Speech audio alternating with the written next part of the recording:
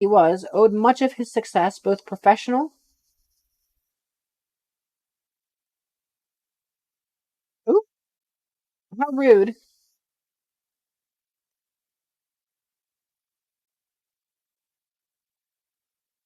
How rude indeed. OBS said, hold up, hold up.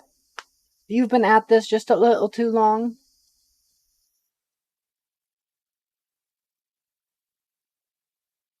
Oh, it's absolutely falling apart.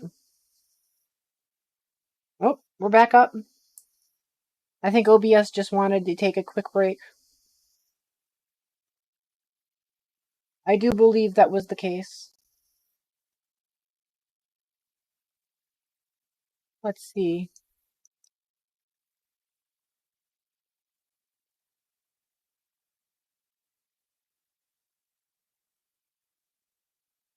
Give it a moment. Let's see how well it's going to hold up here.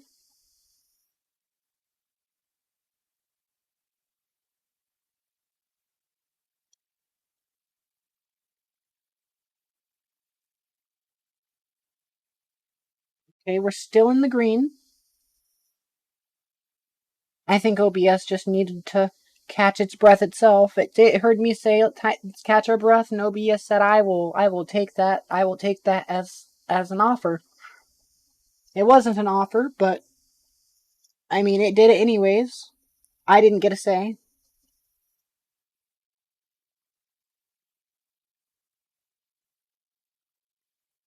Kind of rude. Quite rude indeed. All right. Well, where were we?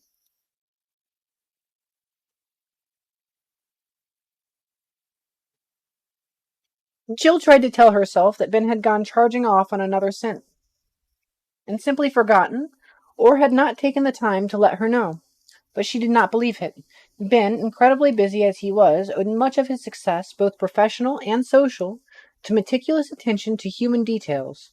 He remembered birthdays and would rather have wiped on a poker debt than have forgotten to write a bread and butter note. Is this one of those copyright free songs? Do you want me to skip it? Hold up. I gotta check that. I feel like it is.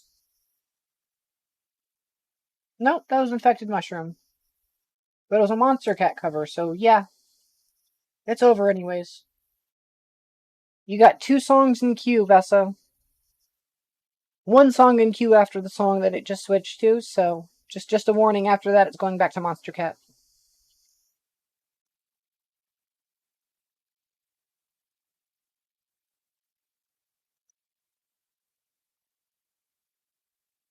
He remembered birthdays and would have rather have waged on a poker debt than have forgotten to write a bread and butter note. No matter where he had gone, nor how urgent the errand, he could have and would have at least taken 2 minutes while in the air to record a reassuring message to her at her home, or at the center. It was unvarying characteristics of Ben, she reminded herself.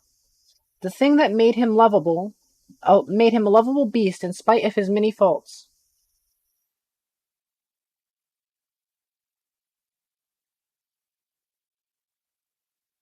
He must have left word for her. She called his office again at her lunch break and spoke with Ben's researcher and office chief, Osbert Kilgallen. He assured her solemnly that Ben had left no message for her, nor had any come in since she had called earlier.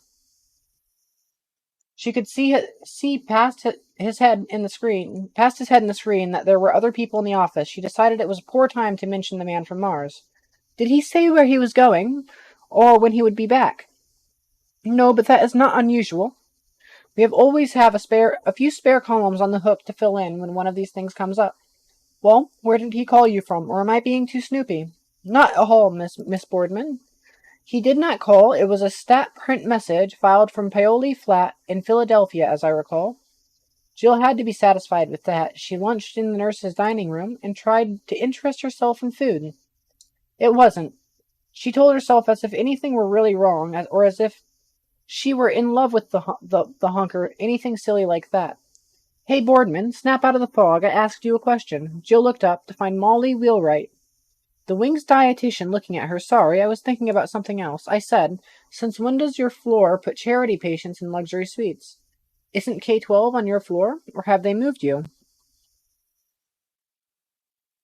K-12, certainly, but that's not a charity case. It's a rich old woman, wealthy, that she can pay to have a doctor watch every single breath that she draws.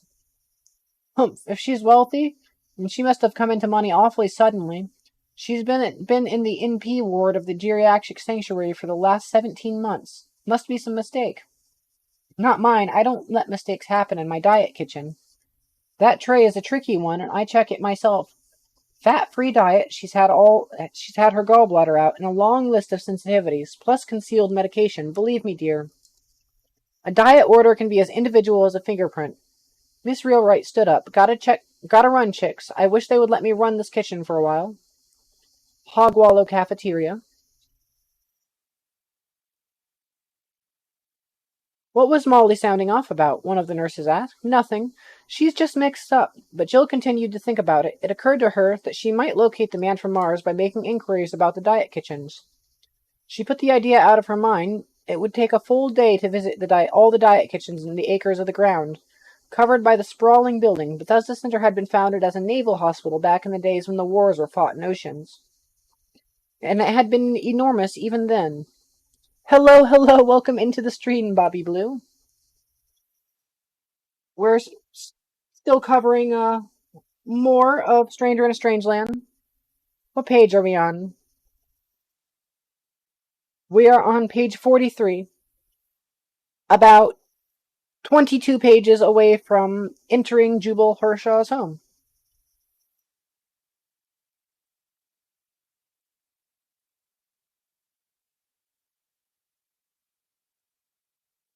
It had been transferred later to Health, Education, and Welfare and had expanded.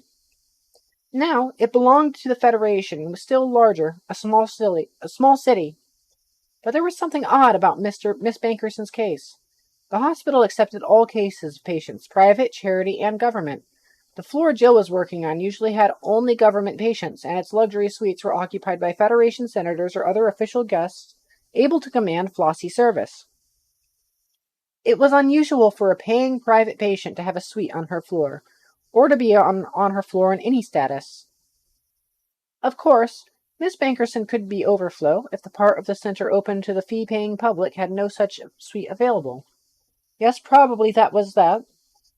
She was too rushed for a while after lunch to think about it, being busy with incoming patients. Shortly, a situation came up in which she needed a powered bed. The routine action would be to phone for one to be sent up, but the storage room was in the basement, a quarter of a mile away, and Jill wanted the bed at once. She recalled that she'd seen the powered bed, which was normally in the bedroom of suite K-12, parked in the sitting room of that suite. She remembered telling one of those Marines guards not to sit on it. Apparently, it had simply been shoved in there to get it out of the way when the flotation bed had been installed for Mr. Smith. Possibly it was still sitting there, gathering dust, and still charged out to the floor. Powered beds were always in short supply and cost 6 times as much as an ordinary bed.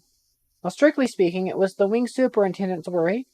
Jill saw no reason to let overhead charges for her floor run up unnecessarily, and besides, if it was still there, she could get it at once. She decided to find out. The sitting room door was locked. She was startled to find that her keypass would not open it, making a mental note to tell the maintenance to repair the lock. She went down the corridor to the watch room of the suite, intending to find out about the bed from the doctor watching over Miss Bankerson. The physician on watch was the same one she had met before, Dr. Brush. He was not an intern nor a resident, but had been brought in for this patient. Jill had learned from him by Dr. Garner. Brush looked up as she put her head in. Miss Boardman, just the person I wanted to see. Why didn't you ring? How's your patient? She's all right, he answered, glancing at the peeping Tom, but I'm not some trouble, about 5 minutes worth, and my relief is not in the building. Nurse, could you spare me about that many minutes of your valuable time, and then keep your mouth shut afterwards? I suppose so. I told my assistant floor supervisor I would be away for a few minutes. Let me use your phone and tell her where to find me. No, he said urgently. Just lock the door after I leave, and don't let anybody in until you hear me rap. Shave and a haircut on it. That's a good girl. All right, sir, Jill said dubiously. Am I to do anything for your patient? No, no, no. Just sit there at the desk and watch her on the screen. You won't have to do anything. Don't disturb her. Well, if anything does happen, where will you be? In the doctor's lounge? I'm not going that far, just to the men's washroom down the corridor. Now, shut up, please, and let me go. This is urgent. He left, and Jill obeyed, his order to lock the door after him. When she looked at the patient through the viewer and ran her eye over the dials, the elderly woman was again asleep, and the display showed her pulse, strong and her breathing even normal. Jill wondered why Dr. Gunner considered a death watch necessary. Then she remembered why she had come in here in the first place and decided that she might as well find out if the bed was in the far room without bothering Dr. Brush about it. While it was not quite according to Dr. Brush's instructions, she would not be disturbing his patient. Certainly she knew how to walk through a room without waking a sleeping patient. She had decided years ago that what doctors did not know rarely hurt them. She opened the door quietly and went in. A quick glance assured her that Miss Bankerson was in the typical sleep of the senile. Walking noiselessly, she went past her to the door to the sitting room. It was locked, but her pass key let her in. Let me make sure something real quick. Beautiful. Catch my breath a little bit. Just a moment.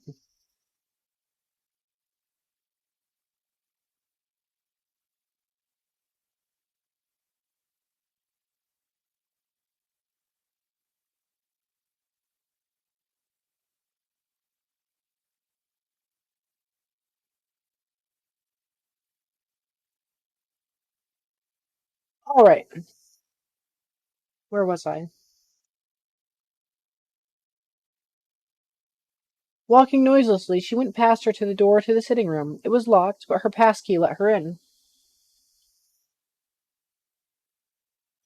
She was pleased to see that the powered bed was there. Then she saw that the room was occupied. Sitting in an armchair with a picture book in his lap was the man from Mars. Smith looked up and gave her the beaming smile of a delighted baby. Jill felt dizzy, as if she had been jerked out of sleep. Jumbled ideas raced through her mind. Valentine Smith? Here? But he couldn't be. He had been transferred somewhere else. Oh, the log showed it. But he was here? Then all the ugly implications and possibilities seemed to line themselves up. The fake man from Mars on stereo, the old woman out there, ready to die, but in the meantime covering... Ooh. Now going on to page 45. In the meantime covering the fact that there was another patient in here. The door that would not open to her pass key. And lastly, a horrid vision of the meat wagon wheeling out of here some night, with a sheet concealing the fact that it carried not one cadaver, but two. When his last nightmare rushed through her mind, it carried in its train of a cold wind of fear, the realization that she herself was in peril.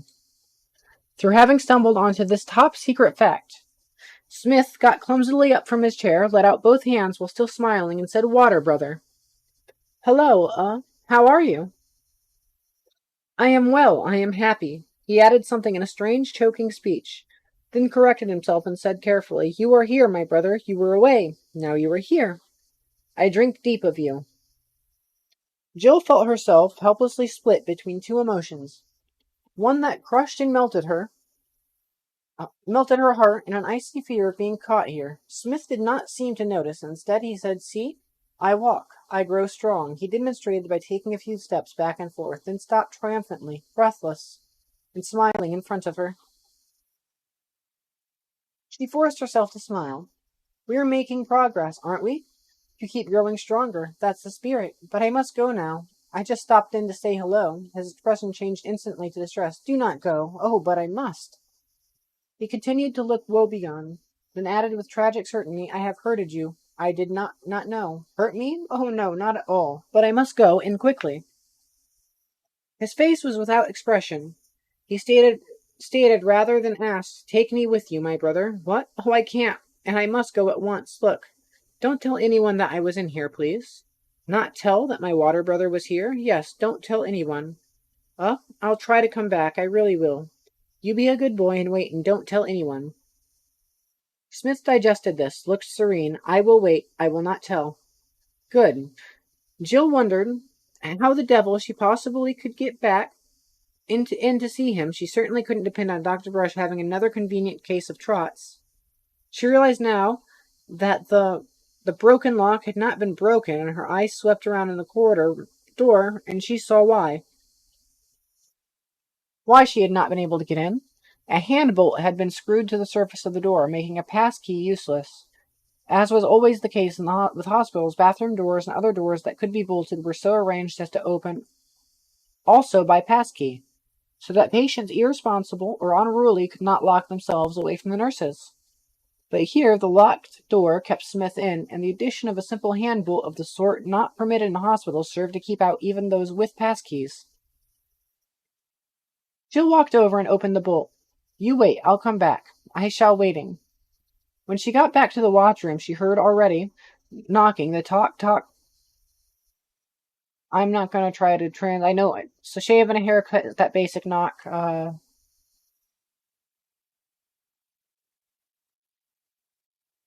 That's a lot easier than trying to do that with words. I'm sorry. I'm not doing that with words. I don't know how. Signal that Brush had said he would use. She hurried to let him in. He burst in, saying savagely, Where the hell were you, nurse? I knocked 3 times. He glanced suspiciously at the inner door. I saw your patient turn over in her sleep, she lied quickly. I was arranging her collar pillow. Damn it, I told you simply to sit at my desk.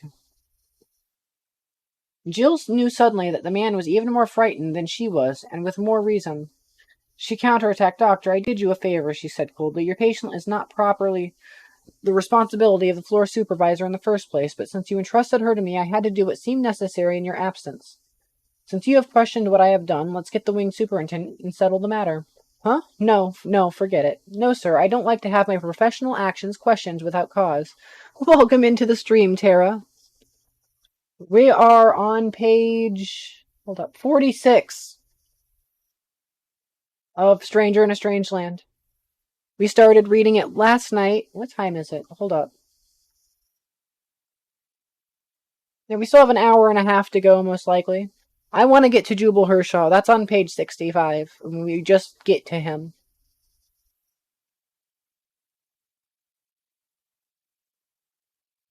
But yeah, this book is 220,000 words. We have barely made a dent. We have barely scratched the surface. It's one of my favorite books of all time. I've actually read it like over 65 times. Where was I?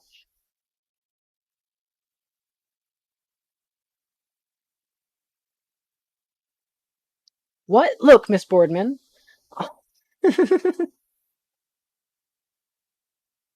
That's understandable. Go ahead and pass out. You don't have to sit here and listen to me drone. Heinlein's writing is like that of a law book.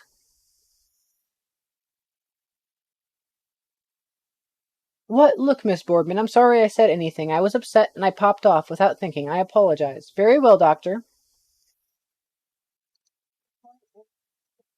Hold on. My drink. I want to take a sip of my drink. I stopped reading for a second. I am going to take a sip of my drink. We're already doing this. That's alright. That's alright. That's why I do this late night. By the time it's this late, anybody coming in to listen to a story is listening to a bedtime story. It's just fitting. If you fall asleep, you fall asleep. Isn't that just kind of the way it works? I'm uploading these streams, the reading streams to YouTube, so whatever you miss, you can always go back and re-listen to whenever you want. It's gonna be there. I just use YouTube as VOD storage anyways. Okay, catch my breath. Words of wisdom. Really though, like if what better time to do just a reading stream where you're just reading a story than 10 to 3 a.m. Like, just come in and you got yourself a bedtime story. Pass the fuck out. Who cares? I clearly don't. You're here. What better use of a bedtime story than bedtime? I think Vessa did it last night, didn't you, Vessa? Did you pass out on me, Vessa? No, you didn't. Vessa just posted the link. Yeah, Vessa passed out just before the story last night. Very well, Doctor, Jill answered stiffly. Is there anything more I can do for you? No, thank you. Thanks for standing by for me, well, be sure not to mention it, will you? I won't mention it. You can bet your sweet life I won't mention it, Jill added silently. But what do I do now? Oh, I wish Ben were in town. She got back to her duty desk, nodded to her assistant, and pretended to look over some papers. Finally, she remembered to phone for the powered bed she had been after in the first place. Then she sent her assistant to look at the patient, who needed the bed, now temporarily resting in the ordinary type, and tried to think. Where was Ben? If he were only in touch, she would take 10 minutes relief, call him, and shift the worry onto his broad shoulders, but Ben, damn him, was off skydoodling somewhere and left her carrying the ball. I figured you did, Vessa. I tried to get your attention. What did I do? Didn't I smack the microphone a few times to see if it would wake you up? I think that was Dr. Acid's suggestion. I tried it. It didn't work.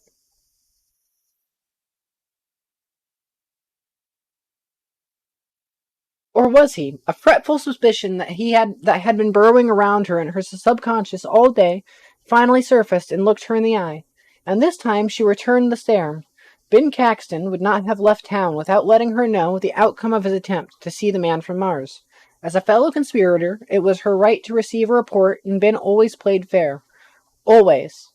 She could hear sounding in her head something he had said on the ride back from Hagerstown. If anything goes wrong, you are my ace in the hole, honey. If you don't hear from me, you are on your own. She had not thought seriously about it at the time, as she had not really believed that anything could happen to Ben. Now she thought about it for a long time while trying to continue her duties. There comes a time in the life of every human when he or she must decide to risk his life, his fortune, and his sacred honor on an outcome dubious. Those who fail the challenges are merely overgrown children, can never be anything else. Jill Boardman encountered her personal challenge and accepted it at 3:47 that afternoon, while convincing a ward visitor that he simply could not bring a dog onto the floor, even though he had managed to slip it past the receptionist, and even if the sight of this dog was just what the patient needed. The man from Mars sat down again when Jill left. He did not pick up the picture book they had given him, but simply waited in a fashion which may be described as patient.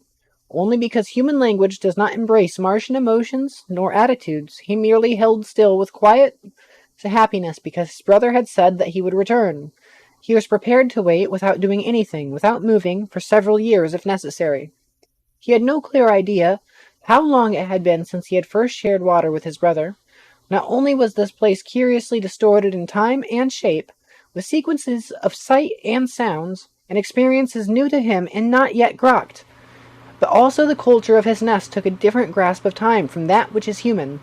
The difference lay not in their much longer lifetimes as counted in Earth years, but in a basically different attitude. The sentence, "It is later than you think," could not have been expressed in Martian, nor could haste makes waste. Though, for a different reason, the first notion was inconceivable, while the latter was unexpressed Martian basic. As unnecessarily as telling a fish to bathe, but the quotation, as it was in the beginning, is now and ever shall be, was so Martian in mood that it could be translated more easily than 2 + 2 makes 4, which is not a truism on Mars. Smith waited. Brush came in and looked at him. Smith did not move, and Brush went away. When Smith heard a key in the outer door, he recalled that this sound had been one that he had heard somewhat before the last visit of his water brother, so he shifted his metabolism in preparation in case the sequence occurred again. He was astounded when the door opened, and Jill slipped in, as he had not been aware that the outer door was a door. But he grokked it, and at once, and gave himself over the joyful fullness which comes only in the presence of one's own nestlings. Once chosen water brothers, and under certain circumstances in the presence of the old ones. His joy was somewhat sullied by immediate awareness that his brother did not fully share it. In truth, he seemed more distressed than was possible, save in one about to discorporate because of some shameful lack or failure. But Smith had already learned that these creatures, so much like himself in some ways, could endure emotions dreadful to contemplate and still not die. His brother Muhammad underwent a spiritual agony 5 times daily, and not only did not die, but had urged the agony on him as a needful thing. His brother Captain Van Tromp suffered terrifying spasms unpredictably, any one of which should have, by Smith's standards, produced immediate discorporation to end the conflict, yet that brother was still corporate as far as he knew. So he ignored Jill's agitation. Jill handed him a bundle. Here, put these on. Hurry. Smith accepted the bundle and stood waiting. Jill looked at him and said, "Oh dear, all right, get your clothes off, I'll help you." She was forced to do more than help. She had to undress and dress him. He had been wearing a hospital gown, a bathrobe, and slippers, not because he wanted them, but because he had been told to wear them. He could handle them by himself by now, but not fast enough to suit Jill. She skinned him quickly. She being a nurse, and he never having heard of the modesty taboo, nor would he have grasped an explanation, they were not slowed up by irrelevancies. The difficulties were purely mechanical. He was delighted and surprised by the long false skins Jill drew over his legs. Ooh. But she gave him no time to cherish them, but taped the women's stockings to his thighs in lieu of a garter belt. The nurse's uniform she dressed him in was not her own, but one that she had borrowed from a larger woman on the excuse that a cousin of hers needed one for a masquerade party. Jill hooked a nurse's cape around his neck and reflected that its all-enclosing straight drape covered most of the primary and secondary sex characteristics. At least she hoped that it would. The shoes were more difficult, as they did not fit well, and Smith still found standing and walking in this gravity field an effort, even barefooted. But at last she got him covered and pinned a nurse's cap on his head. "Your hair isn't very long," she said anxiously, "but it is practically as long as a lot of the girls wear it, and it will have to do." Smith did not answer, as he had not understood much of the remark. He tried to think his hair longer, but realized that it would take time. "Now," said Jill, "listen carefully. No matter what happens, don't say a word. I'll do all the talking, do you understand me? Don't talk. I will not talk. Just come with me, I'll hold your hand, and don't say a word, but if you know any prayers, pray." "Pray?" "Never mind, you just come along and don't talk." She opened a quick glance outside, then took his hand, and led him out into the corridor. No one seemed especially interested. Smith found that many stages, strange configurations upsetting in the extreme. He was assaulted by images he could not bring into focus. He stumbled blindly alongside Jill. With his eyes and senses almost disconnected to protect himself against chaos, she led him to the end of the corridor and stepped on a slide-away leading crosswise. He almost fell down, and would have done so if Jill had not caught him. A chambermaid looked curiously at them, and Jill cursed under her breath, then was very careful in helping him off. They took an elevator to the roof, Jill being quite sure that she could never pilot him up a bounce tube. On the roof, they encountered a major crisis. Though Smith was not aware of it, he was undergoing the keen delight of seeing sky. He had not seen sky since the sky of Mars. The sky was bright and colorful and joyful, it being a typical overcast Washington gray day. In the meantime, Jill was looking around helplessly for a taxi.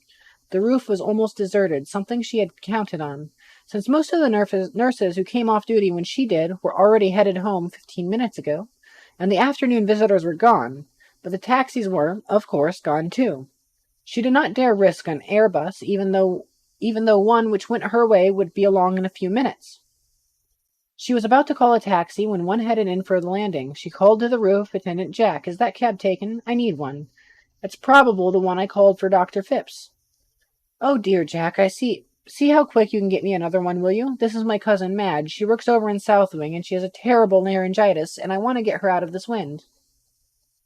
The attendant looked dubiously toward the phone on his booth and scratched his head. "Well, seeing it's you, Miss Mordman, I'll let you take this one and call another one for Dr. Phipps. How's that?" "Oh, Jack, you're a lamb. No, Madge, don't try to talk. I'll thank him." Her voice is gone completely. "I'm going to take her home and bake it out with hot rum." "That ought to do it. Old-fashioned remedies are always best, my mother used to say." He reached into the cab and punched the combination for Jill's home from memory, then helped them in. Jill managed to get in the way and thereby covered up Smith's unfamiliarity with this common ceremonial. "Thanks, Jack. Thanks loads." The cab took off, and Jill took her first deep breath. "You can talk." "What should I say?" "Huh?" "Nothing. Anything. Whatever you like." Smith thought this over. The scope of the invitation obviously called for a worthy answer, suitable for the brothers. He thought of several, discarded them because he did not know how to translate them, then settled on one which he thought he could translate fairly well, but which nevertheless conveyed even in this strange, flat speech some of the warm, growing closer brothers should enjoy. Let our eggs share the same nest. Jill looked startled. Huh? What did you say? Smith felt distressed at the failure to respond in kind. Is the stream crashing again? Yeah, it is. That's upsetting. 50-50 chance. Let's see. It's in the red. It's running 300 kilobytes a second. It is upset at me. It says I've been doing this for much too long. I refuse, though. 3,000. Okay, we're getting back up there. 2,000. 1970. 3017. I think we're good. It's just gonna be a little shitty. Only an 8-second delay? Not too bad. Not bad at all.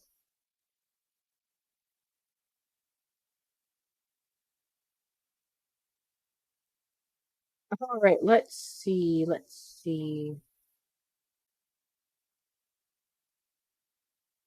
Where did I leave off?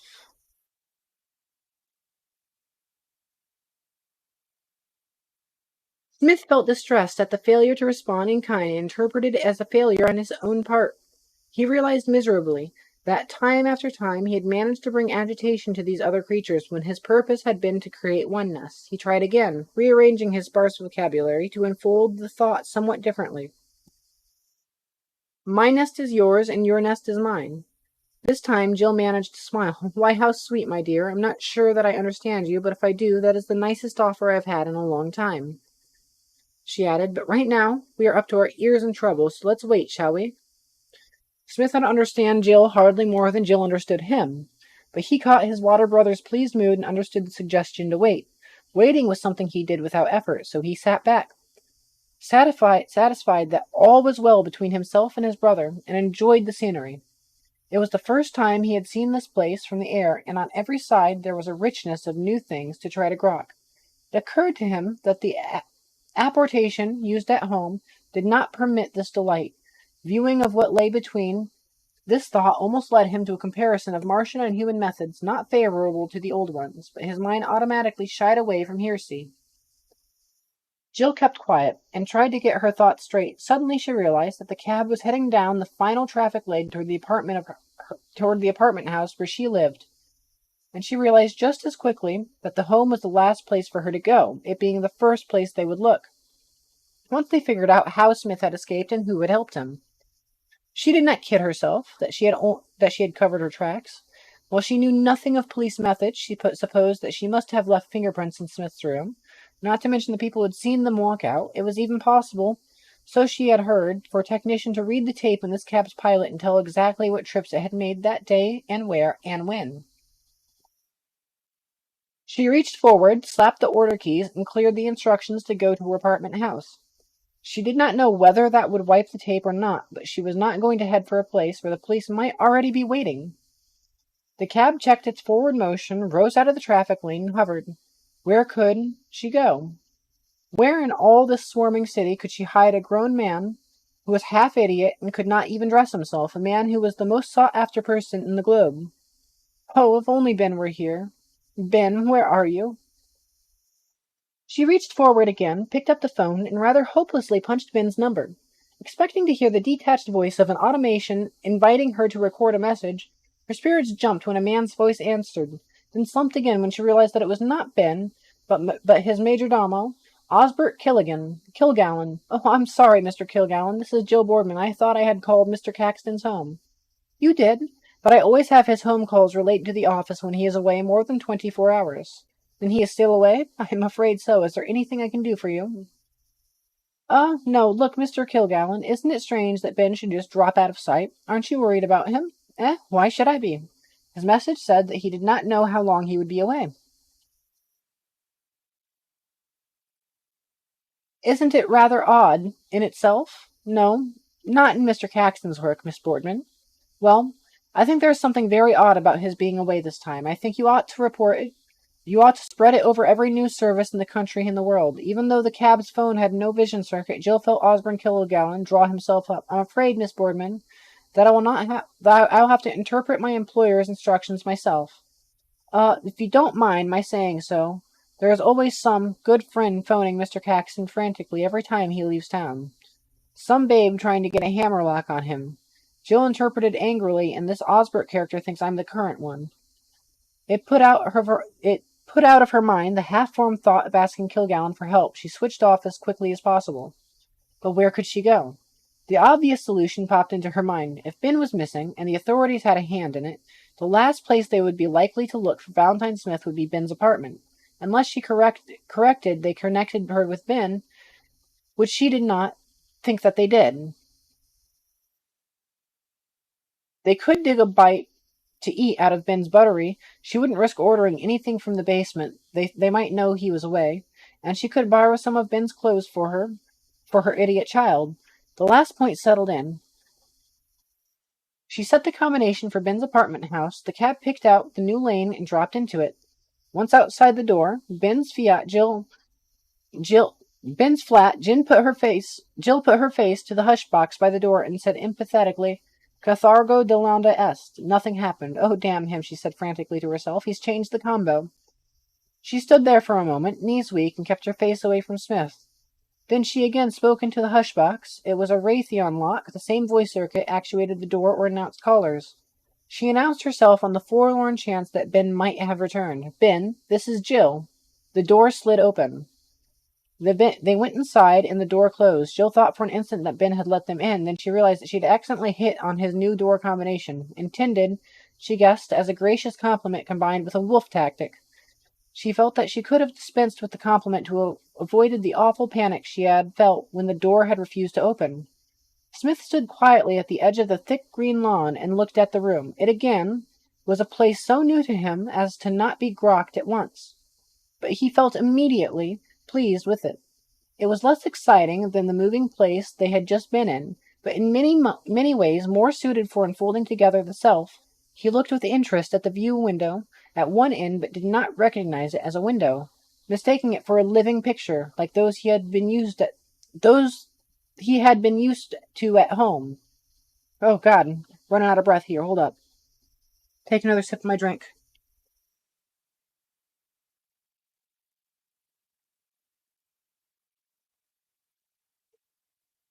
Yeah, we're at least getting to Jubal Hershaw tonight. I fucking refuse. Because Jubal Hershaw represents, at the very least, a quarter way through the book, which means I'll have knocked out at least 15,000 words by then. Where was I? Also, things don't really start getting super good till we get to Hershaw.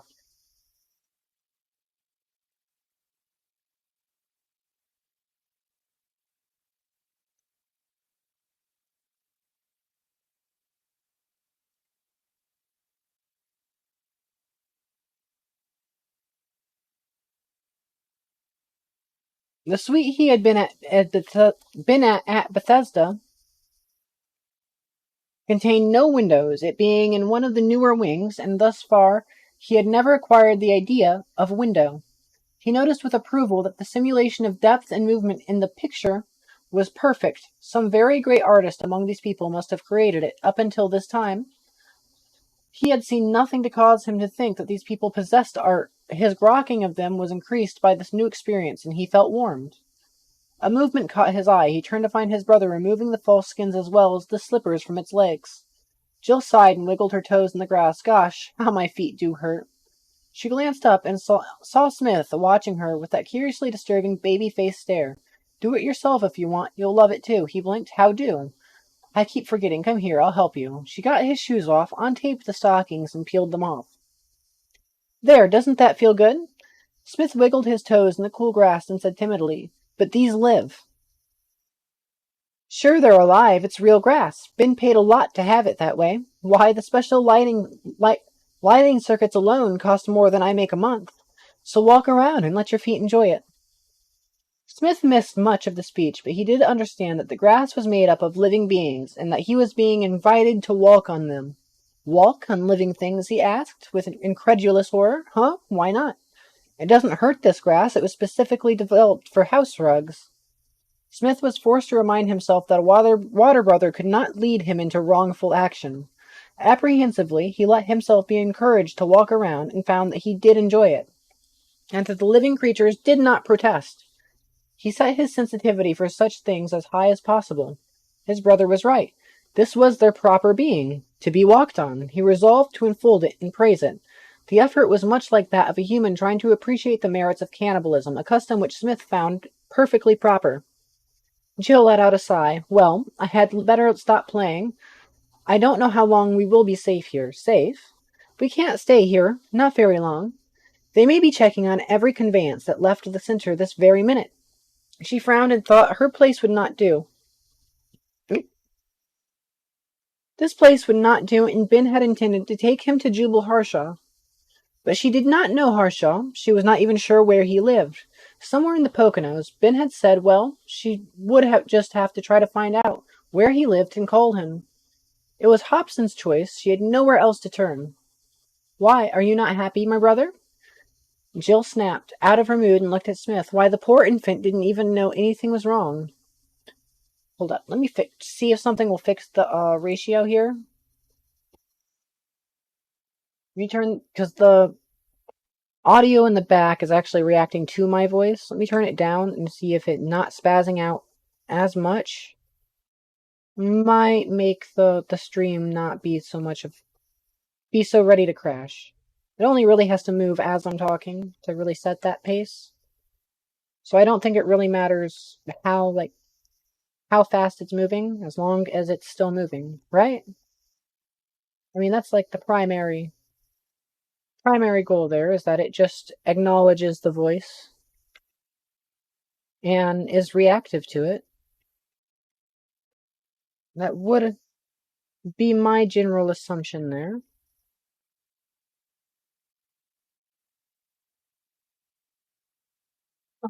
All right. Beautiful.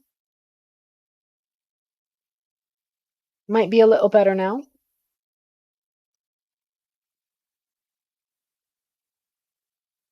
Where were we?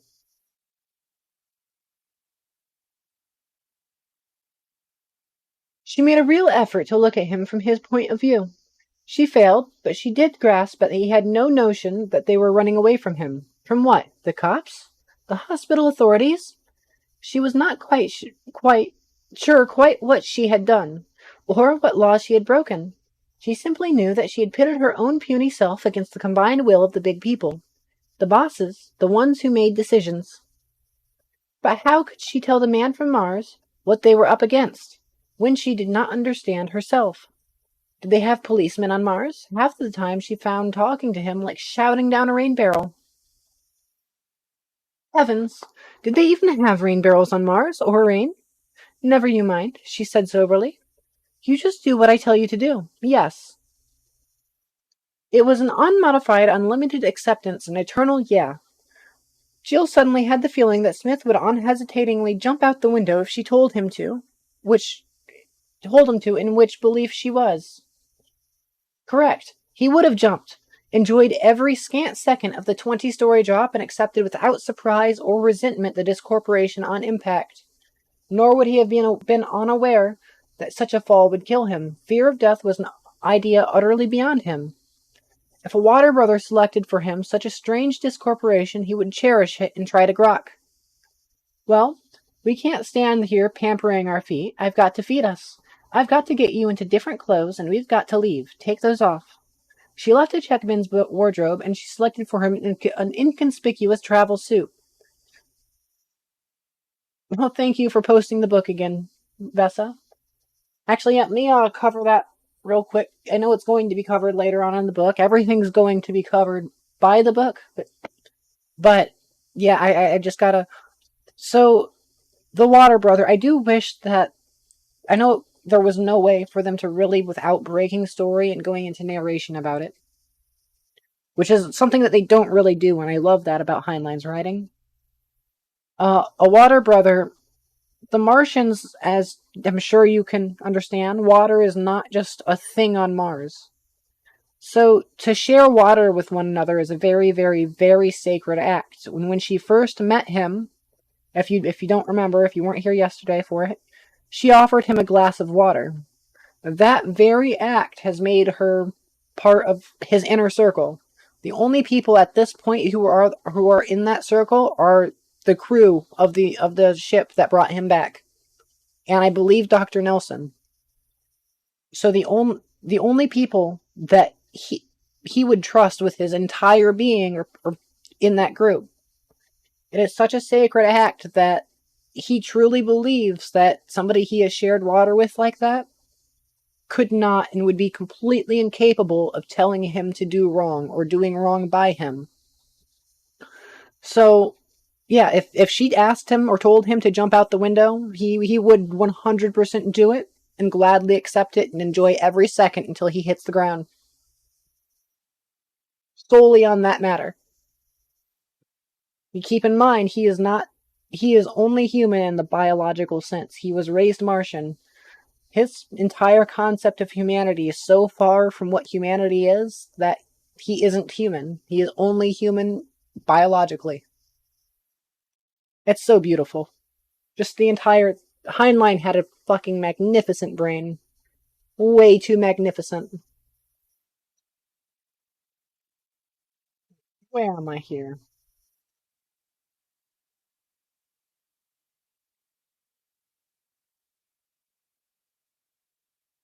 Smith was as snarled as a kitten in knitting. He had tried to obey, but now had one arm prisoned by the nurse's uniform and his face wrapped in the skirt. He had not even removed the cape before trying to take off the dress. And Jill said, "Oh dear," and ran to help him. She got him loose from the clothes, looked at them, and then decided to stuff them down the oubliette. She could pay Et's share for the loss of them later, and she did not want cops finding them, here just in case. "But you're going to have to bathe. You're going to have a bath, my good man, before I dress you in Ben's clean clothes. They've been neglecting you. Come along."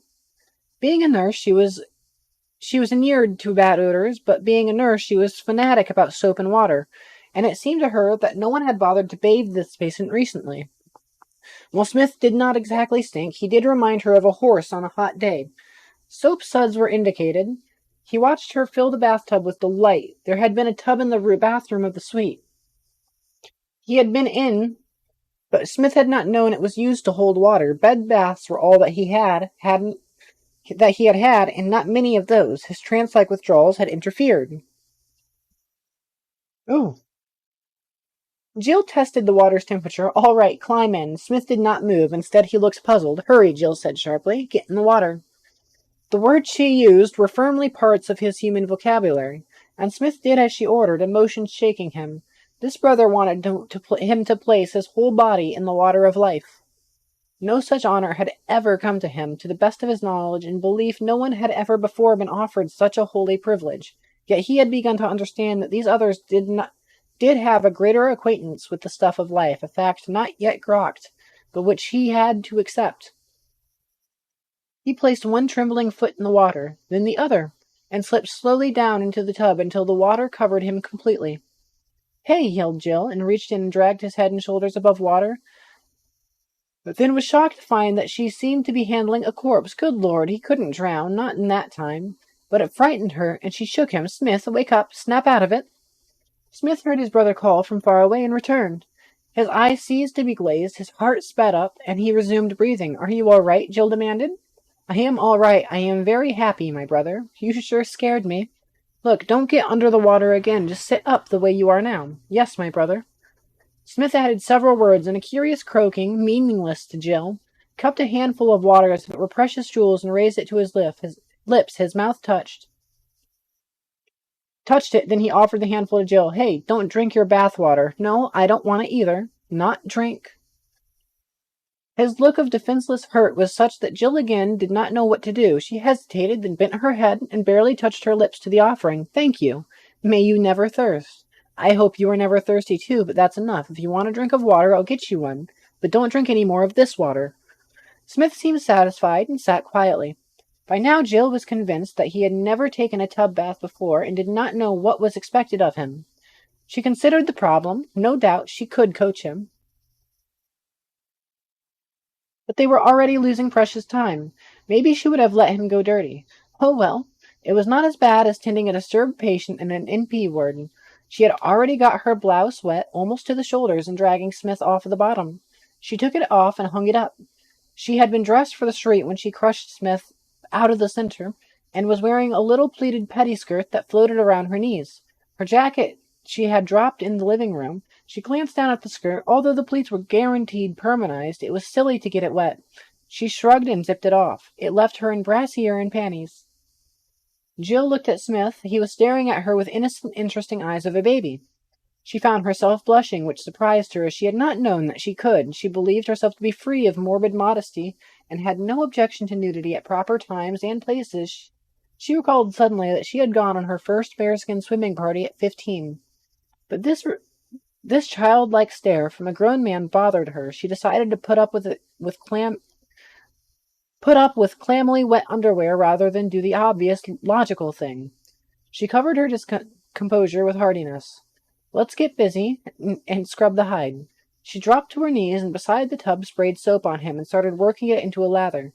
Presently Smith reached out and touched her right mammary gland. Jill drew back hastily, almost dropping the sprayer. Hey, none of that stuff. He looked as if she had slapped him. Not? He said tragically.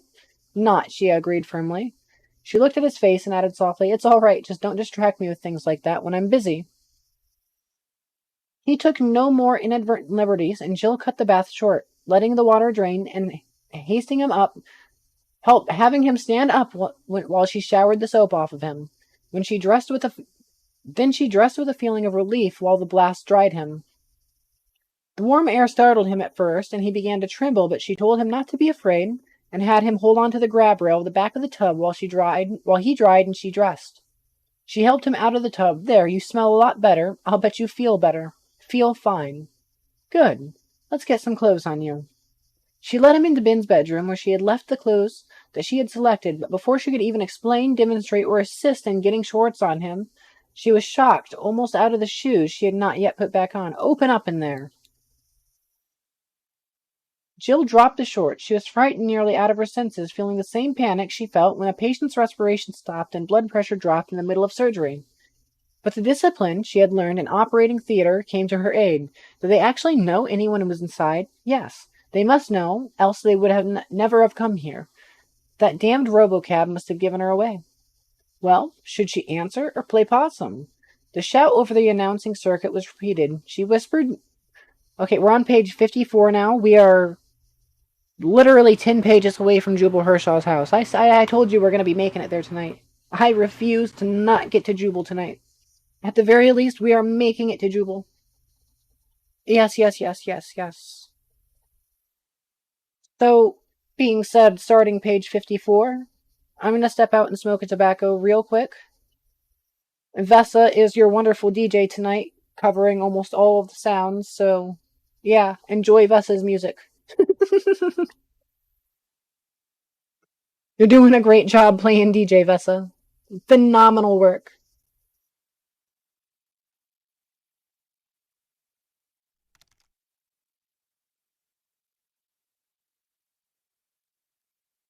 But you can't wait, Dr. S. You're gonna love Jubal Hershaw. Jubal is fucking phenomenal. He is.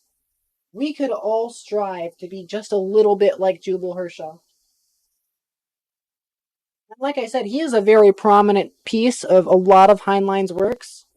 Hershaw is actually a very regular character in a lot of his writings. That's just how phenomenal he is.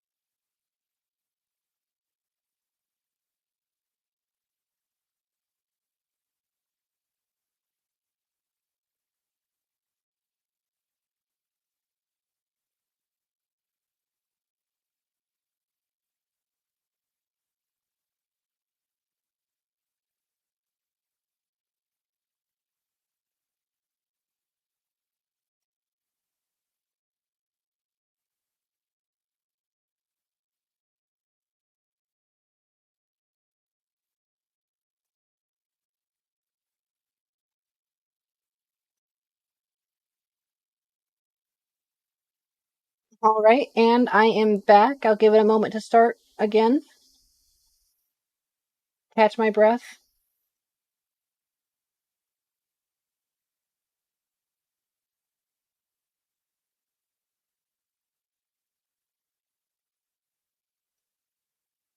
Gotta breathe.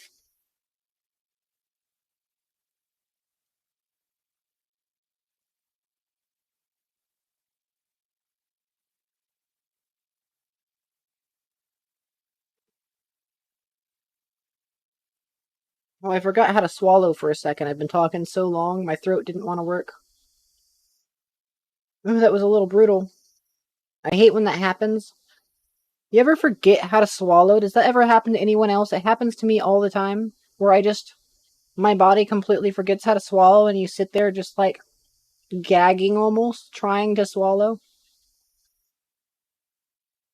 I hate it. I absolutely hate it. I feel like that's not a normal thing, but I also feel like it happens to people occasionally. I have been reading nonstop for 3 hours at least. At least 3 hours. I mean, it's nothing I'm not used to, but still.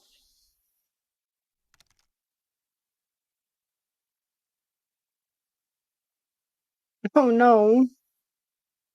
Swallow that yeah, that sounds unpleasant. That sounds like getting water down the wrong tube.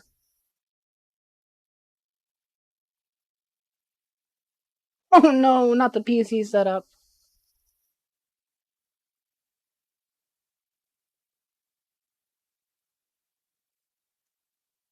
Okay, and we're gonna start off in the last two sentences I read, just like before. Well, should she answer or play possum? The shout over the announcing circuit was repeated. She whispered to Smith, "Stay here." Then went into the living room. "Who is it?" she called out, striving to keep her voice normal.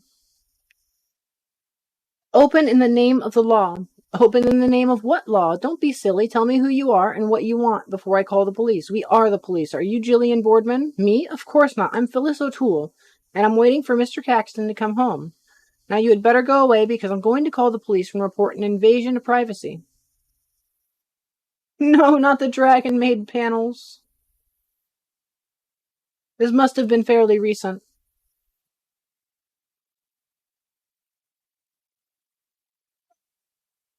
"Miss Boardman, we have a warrant for your arrest." Open up at once, or it will go hard with you." "I am not your Miss Boardman, and I am calling the police." The voice did not answer. Jill waited, swallowing. Shortly she felt radiant heat against her face. A small area around the door's lock began to glow red, then white. Something crunched and the door slid open. The two men were there. One of them stepped in and grinned at Jill and said, "That's the babe. All right, Johnson, look around and find him." "Okay, Mr. Berquist." If you don't remember Berquist, Berquist was the person that Ben had met with. He works for the government. Jill tried to make a roadblock of herself. The man called Johnson twice her mass, put a hand on her shoulder, brushed her aside, and went on back toward the bedroom. Jill said shrilly, "Where's your warrant? Let's see your credentials. This is an outrage." Berquist said soothingly, "Don't be difficult, sweetheart. We don't really want you. We just want him. Behave yourself, and they might go easy on you." She kicked at his shin. He stepped away nimbly, which was just as well, as Jill was still barefooted. "Naughty, naughty," he chided. "Johnson, you find him? He's here, Mr. Berquist, and he's naked as an oyster. 3 guesses what they were up to." "Never mind that. Bring him here." Johnson reappeared, shoving Smith ahead of him, controlling him by twisting one arm behind his back. He didn't want to come. "He'll come, he'll come." Jill ducked past Berquist, threw herself at Johnson. With his free hand, he slapped her aside. "None of that, you little slut." Johnson should not have slapped her. He had not hit her hard, not even as hard as he used to hit his wife before she went home to her parents, and not nearly as hard as he had often hit prisoners who were reluctant to talk. But this time Smith had shown no expression at all, and had said nothing. He had simply let himself be forced into the room with passive, futile resistance of a puppy who does not want to be walked on a leash. But he had understood nothing of what was happening and had tried to do nothing at all. Now, this part is actually really, really important because this is the first time that Smith uses his quote-unquote powers. When he saw his water brother struck by this other, he twisted and ducked, got free, and reached in an odd fashion for Johnson. Johnson was not there any longer. He was not anywhere. The room did not contain him. Only blades of grass, straightening up where his big feet had been, showed that he had ever been there. Jill stared through the space he had occupied and felt that she might faint. Berquist closed his mouth, opened it again, said hoarsely, "What did you do with him?" He looked at Jill rather than Smith. "Me? I didn't do anything." "Don't give me that. What's the trick? You got a trap door or something? Where did he go?" Berquist licked his lips. "I don't know. He took a gun from under his coat, but don't try any of your tricks with me. You stay here. I'm taking him along." Smith had relapsed into his attitude of passive waiting, not understanding what it was all about. He had done only the minimum he had to do. But the guns he had seen before in the hands of men on Mars, and the expression on Jill's face at having one aimed at her, he did not like. He grokked that this was one of those critical cusps in the growth of being, wherein contemplation must bring forth action. In order to permit further growth, he acted. The old ones taught him well. He stepped toward Berquist, the gun swung to cover him. Nevertheless, he reached out, and Berquist was no longer there. Smith turned to look at his brother. Jill put a hand on her mouth and screamed. Smith's face had been completely blank. Now it became tragically forlorn as realized that he must have chosen wrong action at the cusp. He looked imploringly at Jill and began to tremble. His eyes rolled up. He slipped slowly down to the grass, pulled himself tightly into a fetal position, a fetal ball, and was motionless. Jill's own hysteria cut off as if she had thrown a switch. The change was an indoctrinated reflex. Here was a patient who needed her. She had no time for her own emotions, no time even to worry or wonder about the two men who had disappeared. She dropped to her knees and examined Smith. She could not detect respiration, nor could she find a pulse. She pressed an ear against his ribs. She thought at first that heart action had stopped completely, but after a long time she heard a lazy tub-dub, followed in 4 or 5 seconds by another. The condition reminded her of a schizoid withdrawal, but she had never seen a trance so deep. Not even in class demonstrations of hypnoanesthesia. She had heard of such death-like states among East Indian fakirs, but she had never really believed the reports. Ordinarily, she would not have tried to rouse a patient in such a state, but would have sent for a doctor at once, but these were not ordinary circumstances. Far from shaking her resolve, the events of the past few minutes had made her more determined than ever not to let Smith fall back into the hands of the authorities. But 10 minutes of trying everything she knew convinced her that she could not rouse this patient with means at hand, without injuring him, and perhaps not even then. Even the sensitive, exposed nerve in the elbow gave no response. In Ben's bedroom, she found a battered flight case, almost too big to be considered hand luggage, too small to be a trunk. She opened it, found it packed with a voice writer, a toilet kit, a complete outfit of male clothing, and everything else that a busy reporter might need if called out of town suddenly, even to a licensed audio link to permit him to patch into phone services wherever he might be. Jill reflected that the presence of this packed bag alone tended strongly to prove that Ben's absence was not what Kilgallen thought it was, but she wasted no time thinking about it. She simply emptied the bag and dragged it into the living room. Smith outweighed her, but muscles acquired handling patients twice her size enabled her to dump him into the big bag. Then she had to refold him somewhat to allow her to close it. His muscles resisted force, but under gentle pressure steadily applied, he could be repositioned like putty. She patted the corners of some of Ben's clothes before she closed him up. She tried to punch some air holes, but the bag was a glass laminate, tough as an absentee landlord's heart. She decided that she could not suffocate quickly, with his respiration so minimal and his metabolic rate down as low as it must be. She could barely lift the packed bag, straining as hard as she could with both hands, and she could not possibly carry it any distance, but the bag was equipped with red-cap casters. They cut 2 ugly scars in Ben's grass rug before she got it to the smooth parquet of the little entranceway. She did not go to the lobby on the roof, since another air cab was the last thing she wanted to risk, but went out instead by the service door in the basement. There was no one there but a young man who was checking an incoming kitchen delivery. He moved slowly aside and let her roll the bag out into the pavement. "Hi, sister. What you got in the keister?" "A body," she snapped. He shrugged. "Ask a jerky question, get a jerky answer. I should learn." Oh, I love that. And we are now reaching part two of the true part two of Stranger in a Strange Land, his preposterous heritage.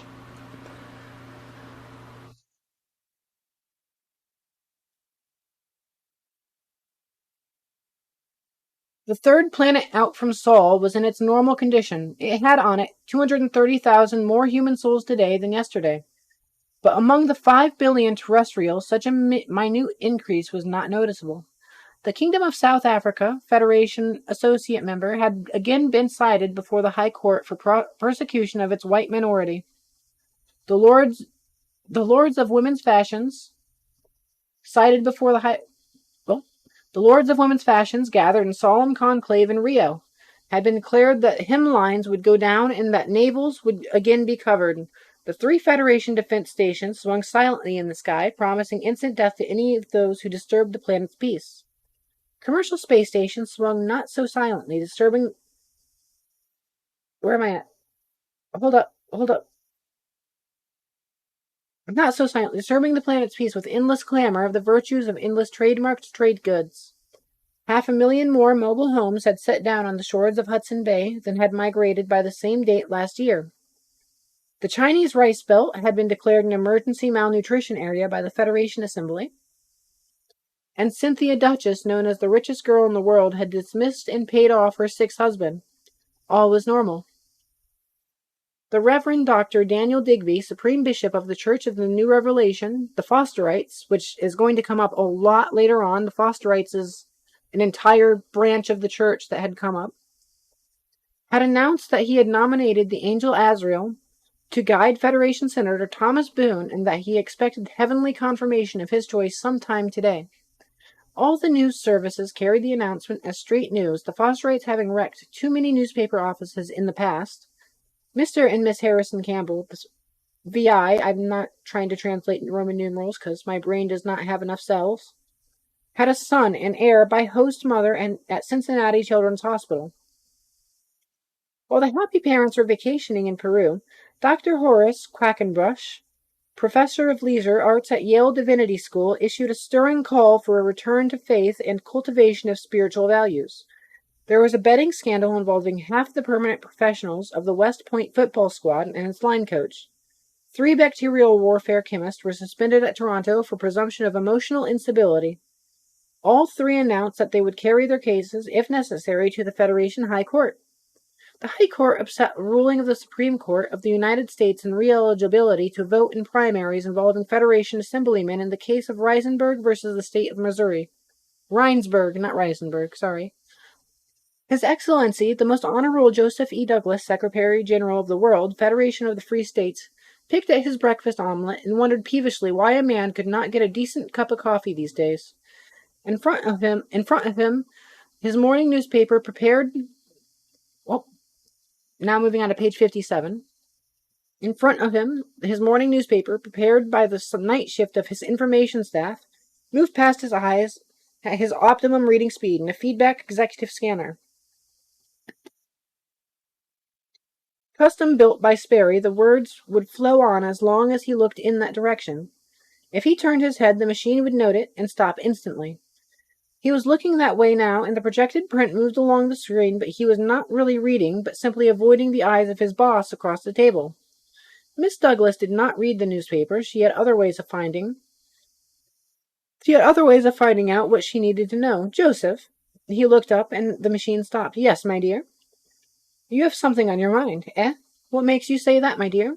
Joseph, I haven't watched you and coddled you and darned your socks and kept you out of trouble for 35 years for nothing. I know when there is something on your mind. The hell of it, he admitted to himself. She does not know. He looked at her and wondered why. Why he had ever let her bully him into a no-termination contract. Originally, she had been only his secretary. Back in the days, he thought of them as the good old days, when he had been a state legislator beating the bushes for individual votes. Their first contract had been a simple 90-day cohabitation agreement, supposedly to economize scarce campaign funds by saving on hotel bills. Both of them had agreed that it was merely a convenience, with cohabitation to be construed simply as living under one roof. And she hadn't darned his socks even then. He tried to remember how and when the situation had changed. Miss Douglas's official biography, Shadow of Greatness, one woman story stated that he had proposed to her during the counting of ballots in his first election to office, and that such was his romantic need that nothing would do but old-fashioned death-do-us-part marriage. Well, he didn't remember it that way, but there was no use arguing with the official version. Joseph, answer me. Eh, nothing at all, my dear. I spent a restless night. I know you did. When they wake you up in the middle of the night, don't you think I know it? He reflected that her suite was a good 50 yards across the palace from his. How do you know it, my dear? Huh? Woman's intuition, of course. What was the message Bradley brought you? Please, my dear, I've got to finish the morning news before the council meeting. Joseph Edgerton Douglas, don't try to evade me. He sighed.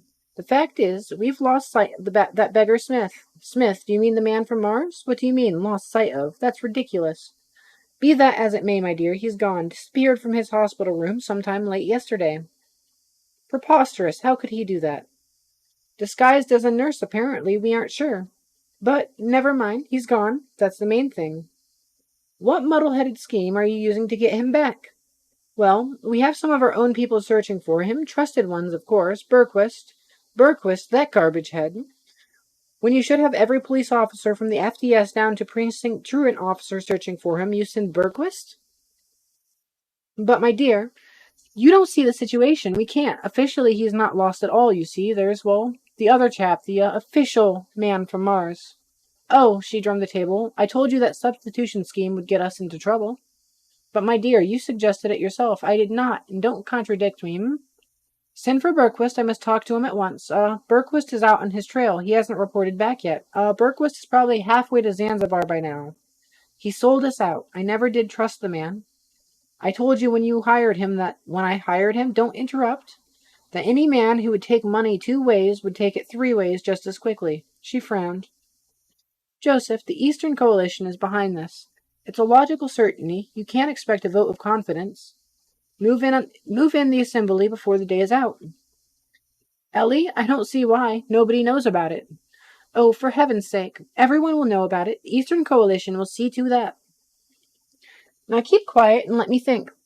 Douglas shut up and went back to his newspaper. He read that the Los Angeles City County Council had voted to petition the Federation for aid in their smog problem on the grounds the Ministry of Health had failed to provide something or another. It did not matter what, but sop must be thrown to them, as Charlie was going to have a difficult time being re-elected with the Fosterites running their own candidate. He needed Charlie. Lunar Enterprises was off 2 points at closing. Probably, he decided, because of Joseph. Yes, my dear? Our own man from Mars is the one and only. The one the Eastern Coalition will pop up with as a fake. That is how it must be. But, my dear, we can't make it stick. What do you mean we can't? We're stuck with it, so we've got to make it stick. But we can't. Scientists would spot the substitution at once. I've had the devil's own time keeping them away from him this long. Scientists? But they can, you know. I don't know anything of the sort. Scientists, indeed. Half guesswork and half sheet superstition.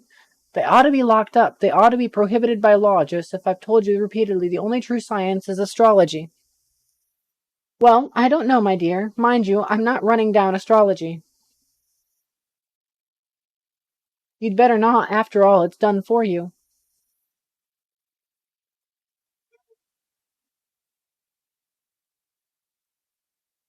But I am saying that some of these science professors are pretty sharp. One of them was telling me the other day that there's a star that weighs 6,000 times as much as lead. Or was it 60,000? Let me see. Bosh, how could they possibly even know such a thing like that? Keep quiet. Joseph, while I finish this, we admit nothing. Their man is a fake, but in the meantime we make full use of our special service squads. The one and only. I know, right?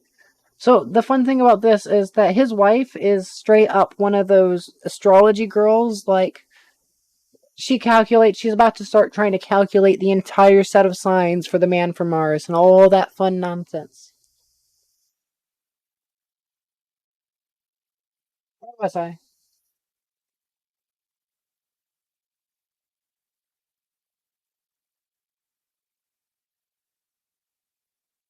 But in the meantime, we make full use of our special service squads and grab him back. if possible, before the Eastern Coalition makes its disclosure.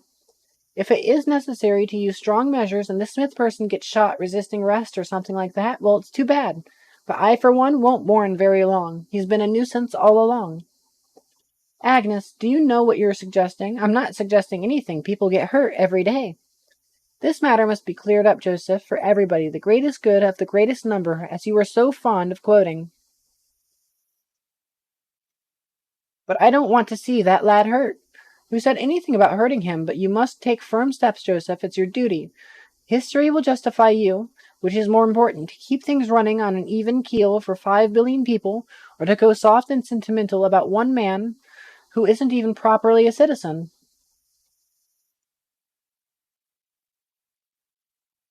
Douglas didn't answer. Miss Douglas stood up. Well, I can't waste the rest of the morning arguing intangibles with you, Joseph. I've got to get hold of Madame Vasant at once and have a new horoscope cast for this emergency. But I can tell you this. I didn't give the best years of my life putting you where you are today just to have you thrown it away through the lack of backbone. Wipe the egg off your chin. She turned and left. The chief executive of the planet remained at the table through 2 or more cups of coffee before he felt up to going to the council chamber. Poor old Agnes, so ambitious.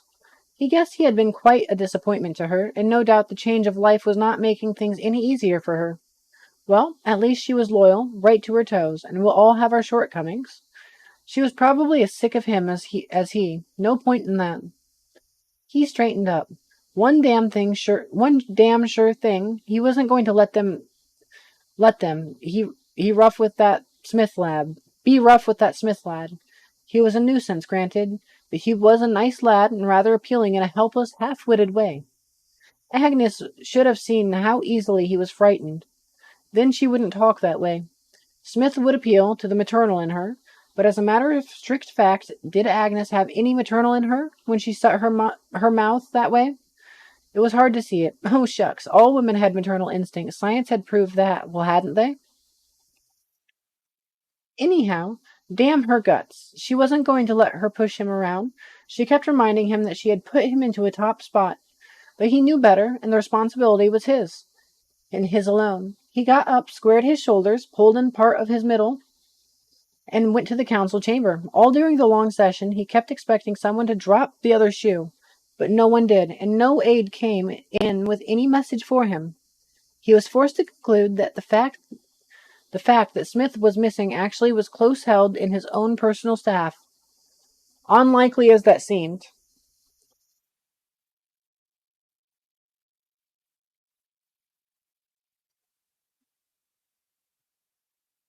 Big yawns.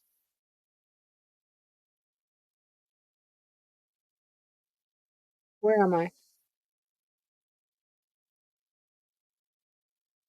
The Secretary General wanted very badly to close his eyes in the hope that the whole horrid mess would go away. But events would not let him, nor would his wife let him. Agnes Douglas, personal saint by choice, was Evita Perrin, whom she fancied. She resembled her own persona. The mask that she held out to the world was that of her helper, and satellite to the great man she was privileged to call husband. She even held his mask up to herself, for she had the Red Queen's convenient ability to believe anything she wished to believe. Nevertheless, her own political philosophy could have been stated baldly, which it never was, as a belief that men should rule the world and women should rule men. That all of her beliefs and actions derived from a blind anger at a fate that had made her female never crossed her mind. Still less could she have believed that there was any connection between her behavior and her father's wish for a son, or her own jealousy of her mother, such evil, all appropriate occasions. She loved her husband, and often said so publicly. She was proud of her womanhood, and said so publicly, almost as often as she frequently joined the two assertions. Agnes Douglas did not wait for her husband to act in the case of the missing man from Mars. All her husband's personal staff took orders as readily from her as from him, in some cases even more readily. She sent for the chief executive assistant for civil information, as Mr. Douglas's press agent was called, then turned her attention to the most urgent emergency measure, that of getting a fresh horoscope cast. There was a private scrambled link from her suite in the palace to Madame Versant's studio. The astrologer's plump, bland features and shrewd eyes came on the screen almost at once. Agnes, what is it, dear? I have a client with me. Your circuit is hushed, of course. Get rid of the client at once. This is an emergency. Madame Alexandria bit her lip, but her expression did not change otherwise, and her voice showed no annoyance. Certainly. Just a moment. Her features faded out of the screen, were replaced by the hold signal. A man entered the room, stood waiting by the side of Miss Douglas's desk. She turned, saw that it was James Sanforth, the press agent she had sent for. Have you heard from Berquist? She demanded, without preamble. I wasn't handling that. That's McCrary's pigeon. She brushed the irrelevancy aside. You've got to discredit him before he talks, huh? You think Berquist has sold us out? Don't be naive. You should have checked with me before you used him, but I didn't. It was McCrary's job. You were supposed to know what's going on. Madame Vassant's face came back on the screen. Sit down over there, Miss Douglas said to Sanforth. Wait. She turned back to the screen. Allie, dear, I want fresh horoscopes for Joseph and myself just as quickly as you possibly can cast them. Very well, the astrologer hesitated. I can be of much greater assistance to you, dear, if you will tell me something of the nature of the emergency. Miss Douglas drummed on the desk. You don't actually have to know, do you?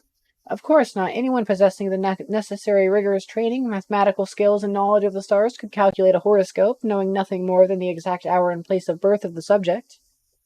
You know that, dear. You could learn to do it yourself if you weren't so terribly busy.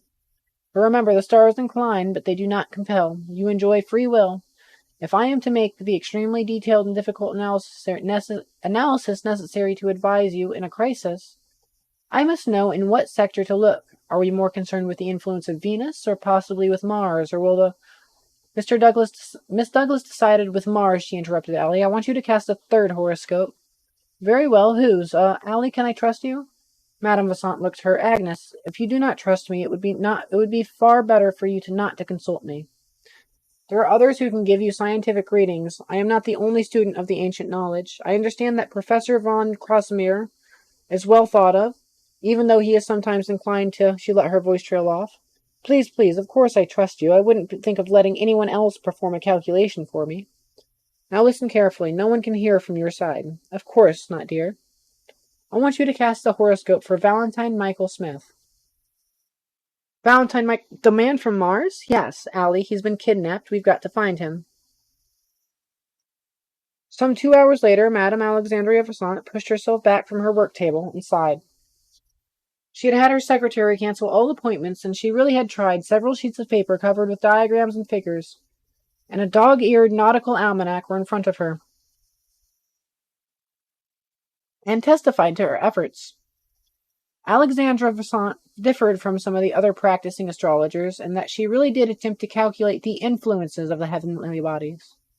Using a paperbacked book titled The Arcane Science of Judicial Astrology and Key to Solomon's Stone, which had been given to her by her late husband, Professor Simon Magus, the well-known mentalist, stage hypnotist, and illusionist, and student of the secret arts. She trusted the book as she had trusted him. There was no one who could cast a horoscope like Simon, when he was half sober half the time, and he had not even needed to refer to the book. He knew it so well. She knew that she would never have that degree of skill, so she always referred to the almanac and to the manual. Her calculations were sometimes a little fuzzy, for the same reason that her checkbook sometimes did not balance. Becky Vesey, as she had been known as a child, had never really mastered the multiplication tables, and was inclined to confuse sevens with nines. Nevertheless, her horoscope was eminently satisfactory. Miss Douglas was not her only distinguished client. But this time she had been a touch panicky when the wife of the Secretary General demanded that she cast a horoscope for the man from Mars. She had felt the way she used to feel when some officious idiot from the audience committee had insisted on retying her blindfold just before the professor was to ask her questions. But she had discovered way back then as a mere child that she had natural stage presence and inner talent for the right answer. She had suppressed her panic and gone on with the show. Now she had demanded of Agnes the exact hour, date, and place and birth of the man from Mars, being fairly sure that the data could not be supplied. We've got to catch my breath. Hold up.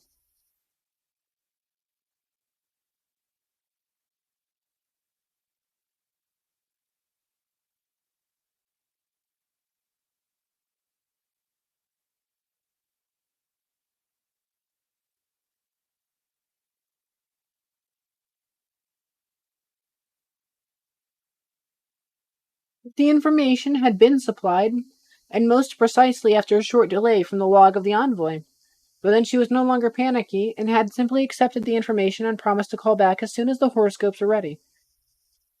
But now, after 2 hours of painful arithmetic, although she had completed new findings for Mrs. Douglas, she was no further ahead with Mr. Smith than when she had started. The trouble was, very simply and insuperable, Smith had not been born on Earth. Her astrological Bible did not include the idea of human beings born anywhere else. Its anonymous author had lived and died before the first rocket to the moon. She had tried very hard to find a logical way out of the dilemma on the assumption that all principles were included in her manual, and that what she must do was find a way to correct the lateral displacement. But she found herself lost in a mass of unfamiliar relationships when it came right down to it. She was not even sure whether or not the signs of the zodiac were the same when seen from Mars, and what could one possibly do with the signs of the zodiac without the signs of the zodiac? She could just as easily have tried to exact a cube root, that being the hurdle that had caused her to quit school.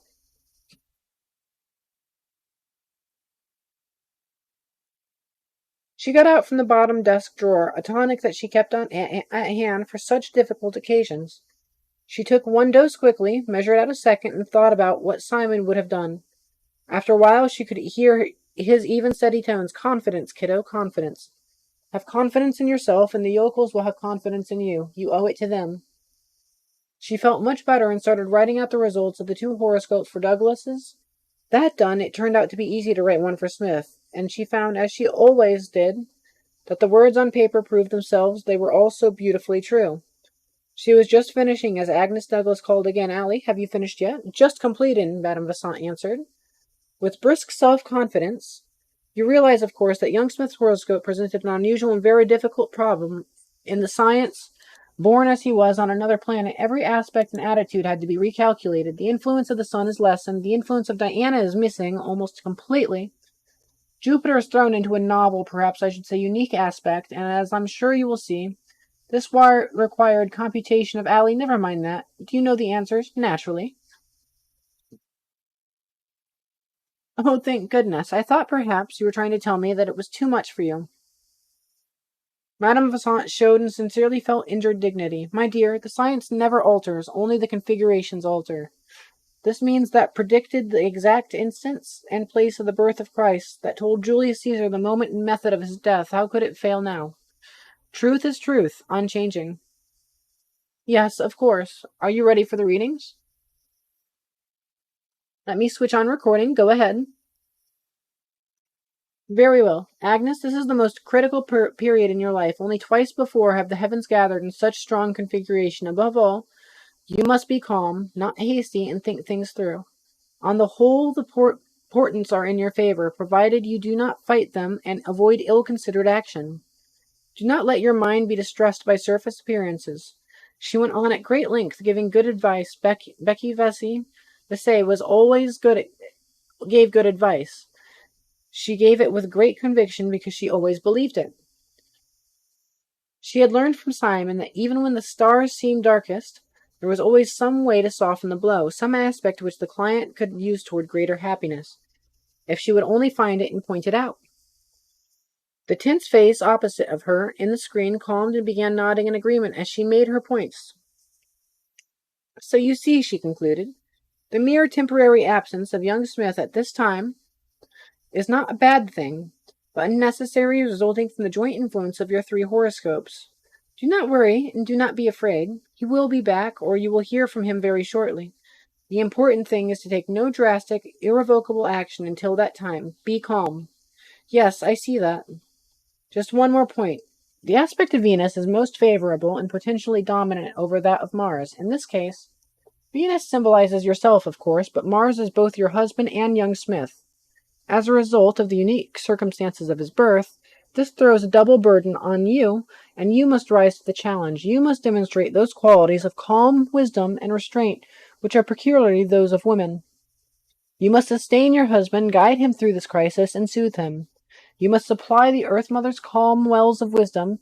That is your special genius, and now is the time you must use it. Miss Douglas sighed. Allie, you were simply wonderful. I don't know how to thank you. Don't thank me. Thank the ancient masters whose humble student I am. I can't thank them, so I'll thank you. This isn't covered by your retainer, Allie. There will be a present. Not necessarily at all. Not necessarily at all, Agnes. It is my privilege to serve, and it is my privilege to appreciate service. No, Allie, not another word. On to page 63. We are only a few pages away from the gates of Jubal Hershaw.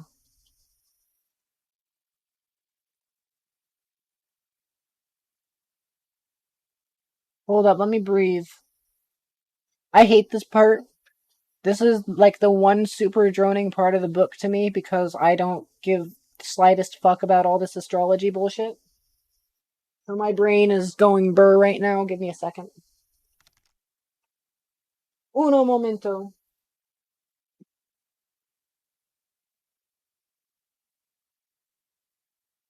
Oh god.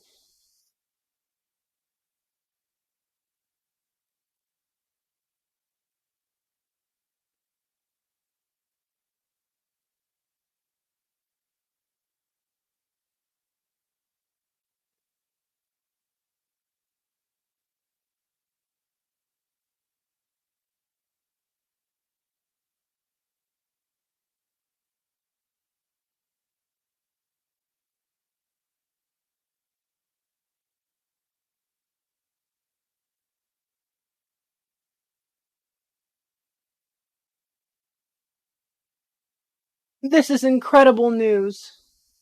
Isn't it though? We're about to finally be at the gates of Jubal.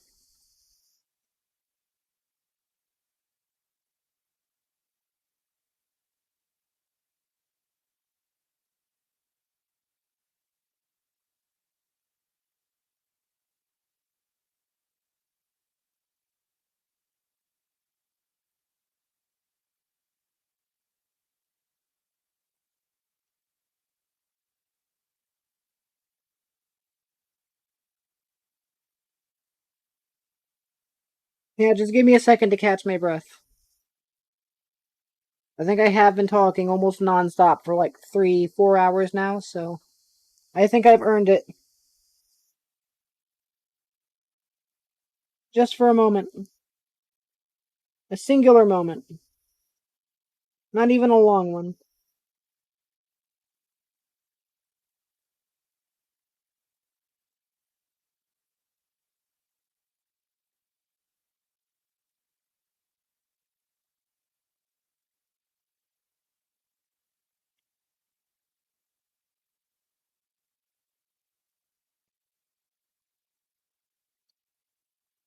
Actually, I do want to ask before we start continuing, what do you think Valentine Michael Smith did to those two people? How do you think he made them disappear? Where do you think they went?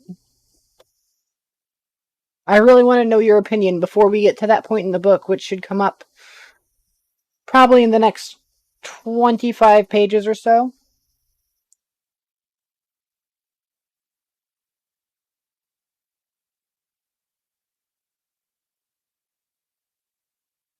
That's all stuff that gets covered at Jubal's, so it is definitely coming up. But what do you think? How do you think he made them just disappear? What do you think he did?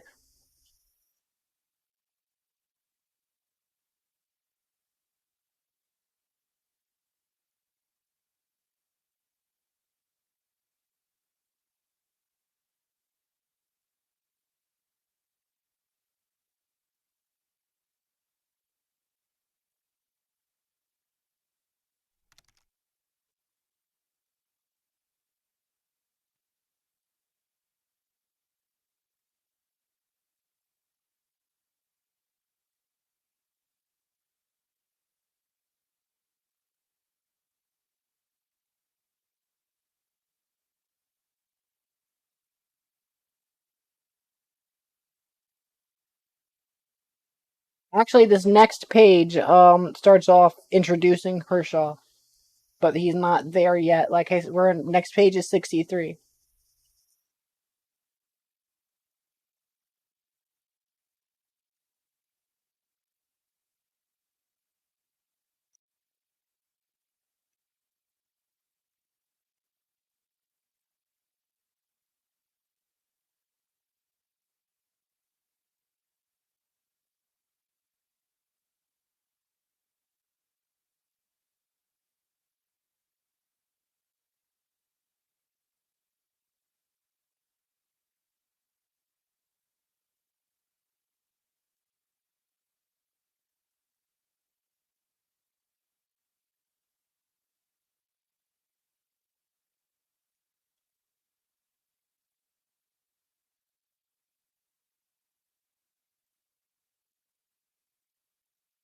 Psychokinetic ability is a pretty fair statement there, but I'm not entirely sure I would give it an accuracy.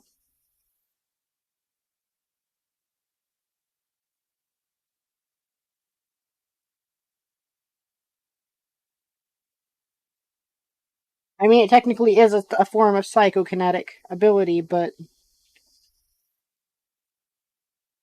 it really, that phrasing really does not give it justice to exactly what happens.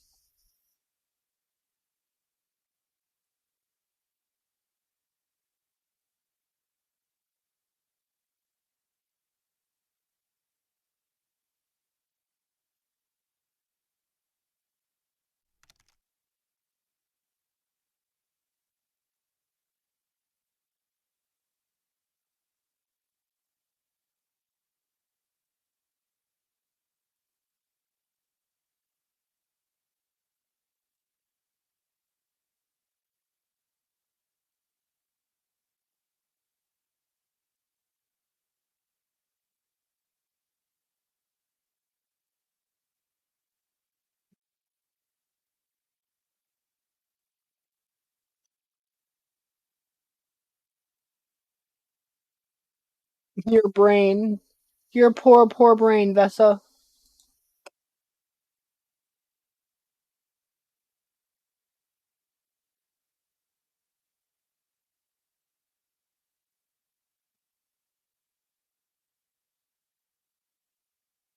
Your poor, poor, poor brain.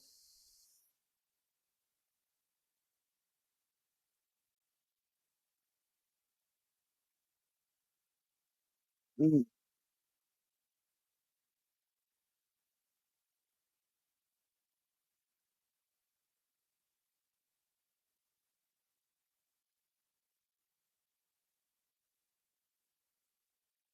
Well, on that note, it's time to start continuing. I've I've caught my breath a little bit, just a little bit.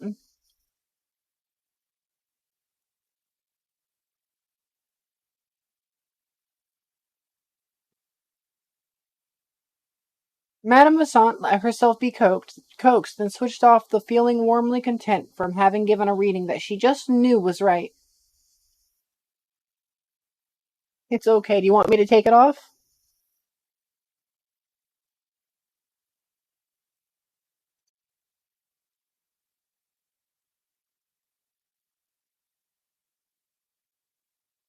The android real love, right?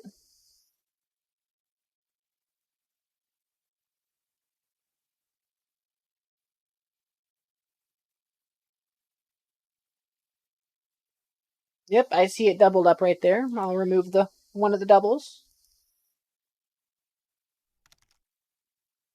All right. There you are.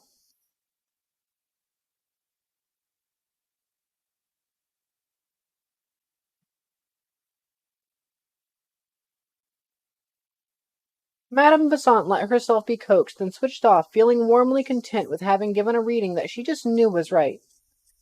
Poor Agnes, such a poor, good woman inside, and so twisted up with conflicting desires. It was a privilege to smooth her path a little, make her heavy burdens a little easier to carry. It made her feel good to help Agnes. It made Madame Vasant feel good to be treated as an almost equal by the wife of the Secretary General, too. Although she did not think of it that way, not being snobbish at heart, but young Becky Vasse had been so insignificant that the precinct committeemen could never remember her name, even though he noticed her bust measurement. Becky Vasse had not resented it. Becky liked people. She liked Agnes Douglas now. Becky liked everybody. She sat a little while longer, enjoying the warm glow and respite from pressure, and just a nip more of the tonic, while her shrewd and able brain shuffled the bits and pieces she had picked up. Presently, without consciously making a decision, she called her stockbroker and instructed him to sell Lunar Enterprises short. He snorted, "Allie, are you crazy? That reducing diet is weakening your mind. You listen to me, Ed. When it is down 10 points, cover me. even if it is still slipping. Wait for it to turn. When it rallies 3 points, buy into it again, then sell when it gets back to today's closing. There was a long silence while he looked at her. Allie, you know something. Tell Uncle Ed. The stars tell me, Ed.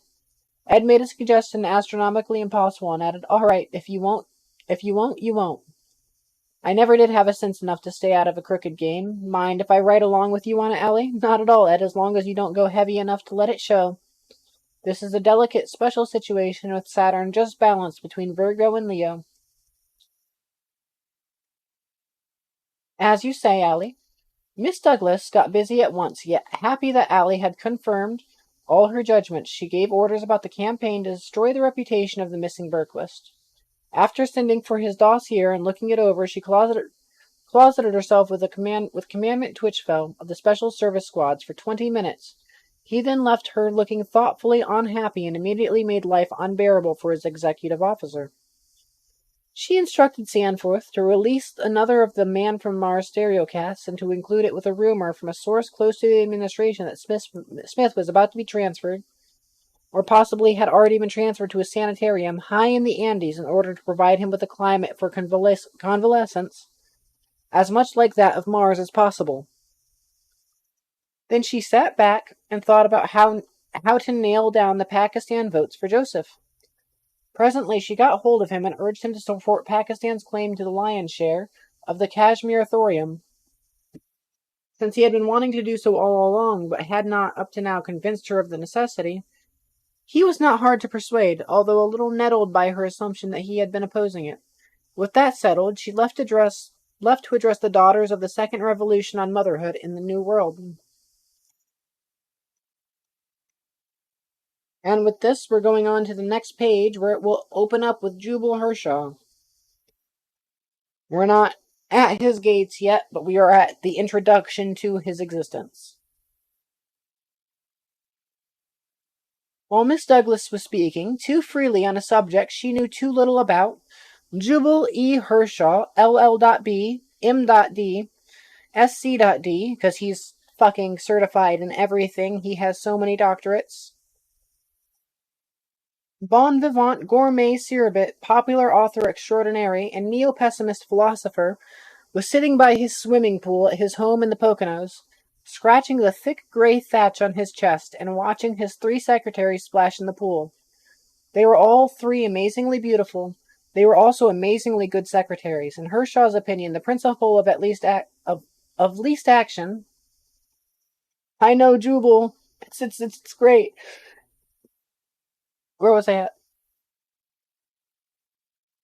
They were also amazingly good secretaries. In Harshaw's opinion, the principle of least action required the utility and beauty to be combined.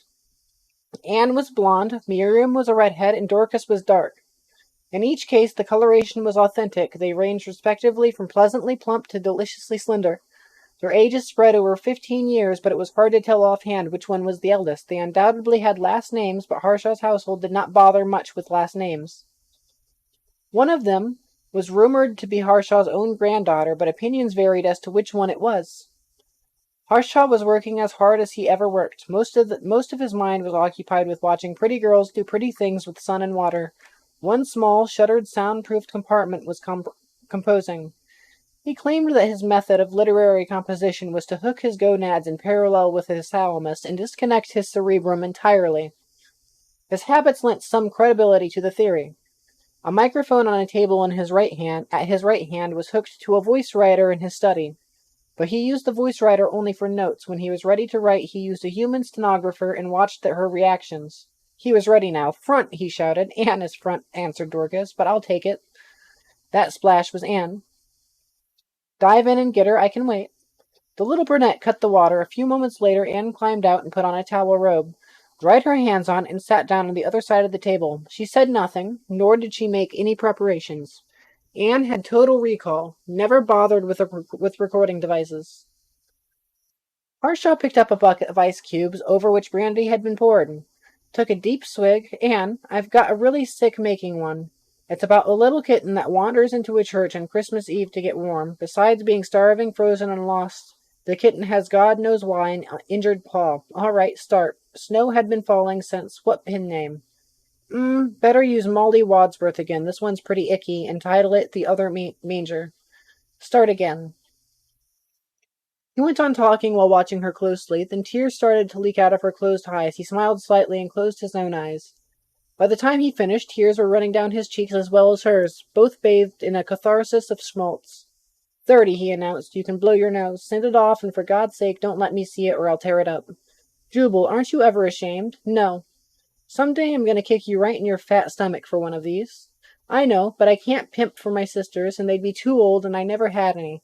Get your fanny indoors and take care of it before I change my mind. Yes, boss. She kissed his bald spot as she passed behind his chair. Hershaw yelled, "Front again," and Miriam started toward him, but loudspeaker mounted on the house behind him came to life. Boss? Harshaw uttered one word, and Miriam clucked at him reprovingly. He added, Yes, Larry. The speaker answered, There's a dame down here at the gate who wants to see you, and she's got a corpse with her. Harshaw considered this for a moment. Is she pretty? He said into the microphone. Yes. Then why are you sucking your thumb? Let her in. Harshaw sat back. Start, he said. City montage dissolving into a medium two-shot interior. I know. So one thing you got to keep in mind about Harshaw is while he is a very wealthy old man with doctorates in quite literally everything possible, and he keeps these girls around for quite literally as just eye candy. It's nothing more. Like, he loves them like daughters. Like, he could never even think of doing anything other than, like, they are basically his daughters. They are family to him. He just does not, he just makes him happy to have a bunch of pretty girls around. And I love Jubal. He has narrowed down just the key points of life without being a complete dick. And you have to give him credit for that. You do. You do.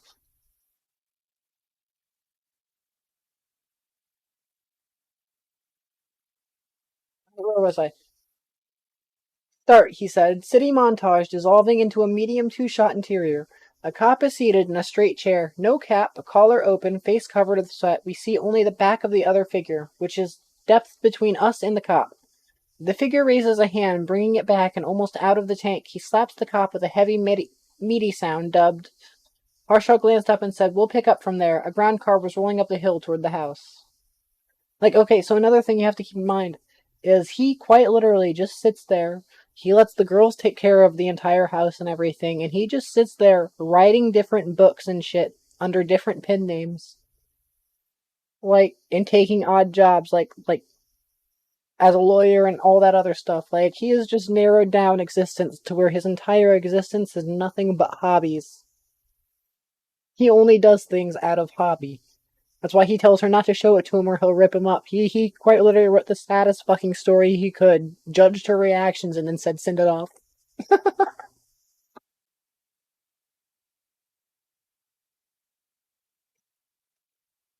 A ground car was rolling up the hill toward the house. Jill was driving the car. A young man was seated beside her.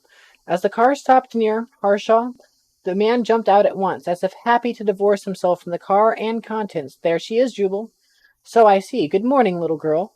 Larry, where is this corpse? In the back seat, boss, under a blanket. But it's not a corpse, Jill protested. It's been said that she put her head down on the controls and started to cry. There, my dear, Harshaw said gently. Very few corpses are worth it. Dorcas, Miriam, take care of her. Give her a drink and wash her face. He turned his attention to the back seat, started to lift the blanket. Jill shrugged off Miriam's proffered arm and said shrilly, You've got to listen. He's not dead. At least I hope not. He's, oh dear.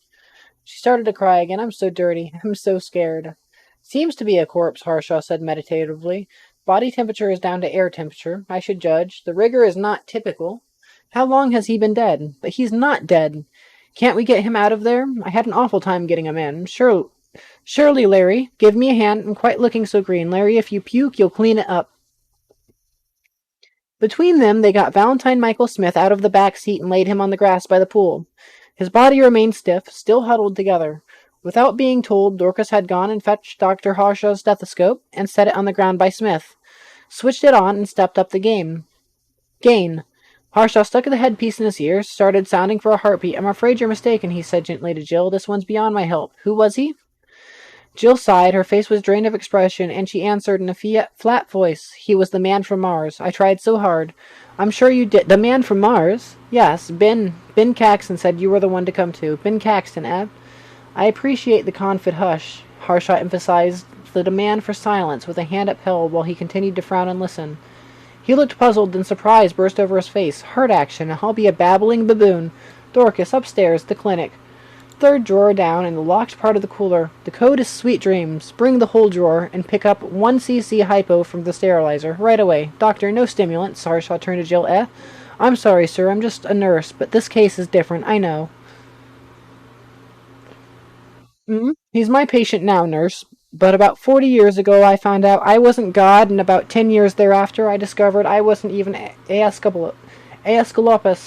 So what do you want to try? I just want to try to wake him up. If you do anything to him, he just goes deeper into it. Go ahead, just as long as you don't use an axe, then we'll try my methods. Yes, sir. Jill knelt beside him, started gently trying to straighten out his limbs. Harsha's eyebrows went up when he saw that she had succeeded. Jill took Smith's head in her lap and cradled it gently in her hands. Please wake up, she said softly. This is Jill, your water brother. The body stirred, very slowly. The chest lifted. Then Smith let out a long, bubbling sigh, and his eyes opened. He looked up at Jill and smiled. His baby smiled. Jill smiled back, then he looked around, and the smile left him. It's all right, Jill said quickly. These are all friends. All friends, that's right. All of them are your friends. Don't worry, you don't go away again. Everything is all right. He did not answer, but lay still with his eyes open, staring at everything and everyone around him. He seemed as content as a cat in a lap. 25 minutes later, Harshaw had both of his patients in bed. Jill had managed to tell him before the pill he gave her took hold enough of the situation to let him know that he had a bear by the tail.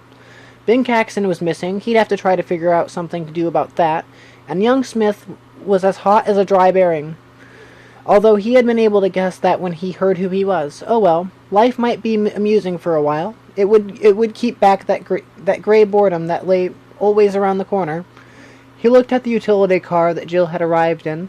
Lettered across the side was Reading Rentals, perma-powered ground equipment of all sorts. Deal with the Dutchman. Larry, is the fence hot? Switch it on. Then before it gets dark, I want you to polish every possible fingerprint off that heap. As soon as it's dark, drive it over to the other side of Reading Better. Go almost to Lancaster and leave it in a ditch. Then go to Philadelphia, catch a shuttle from Scranton, and come home from Scranton. Sure thing, Jubal.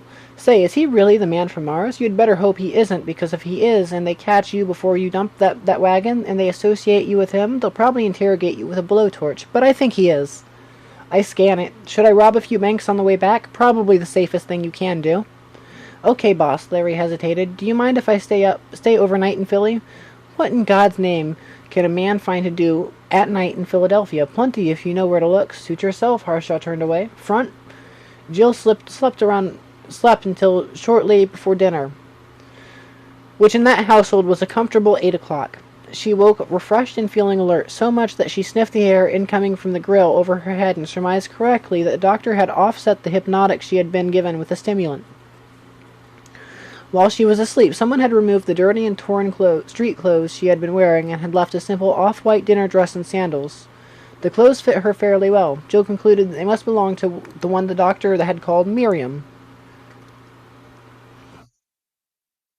That's all right. We're getting. I'm probably gonna do a few more pages.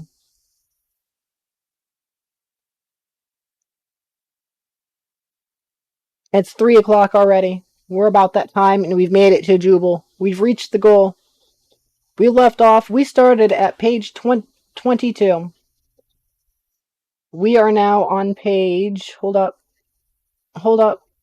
67. We have just started page 67. I think we have accomplished a good bit for tonight.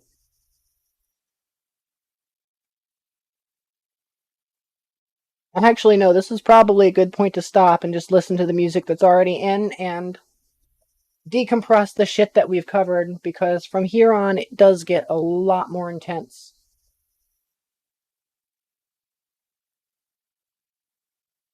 So to start, just this little bit of introduction of Jubal. What do you think, Dr. Acid? Because Jubal is just phenomenal. I love Jubal so much.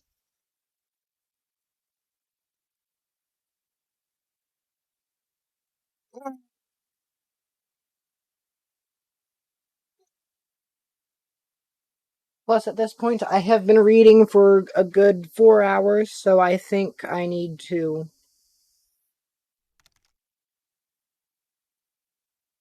Yeah, 4 hours. I figured he was your kind of guy. Look, look, look.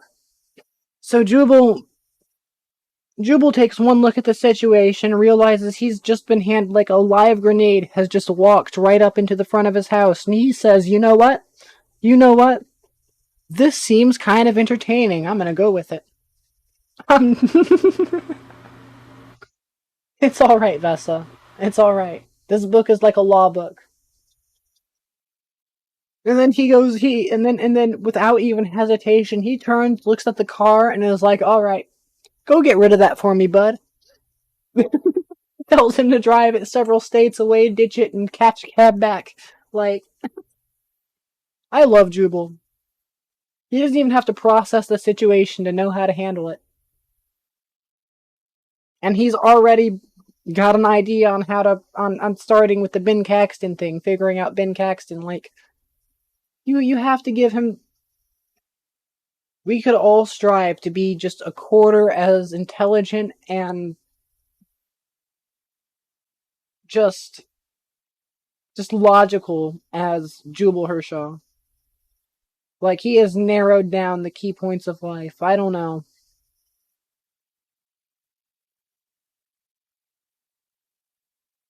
I personally, I think I could get behind if I could just attain half of what Jubal has accomplished in life, I could be content. Like, this man is a fucking legend. He is just phenomenal. He knows how to live. He really does.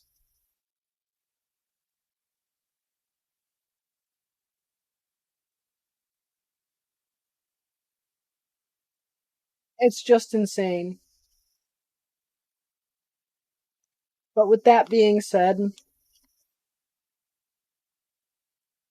I covered 40 pages tonight. That's twice as much as I did last night. So if that sets the standard from here on out, that's good enough by me.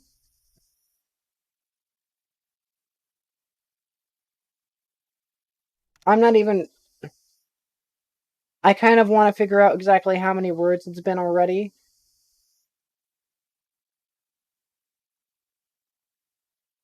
Because we're on page 67.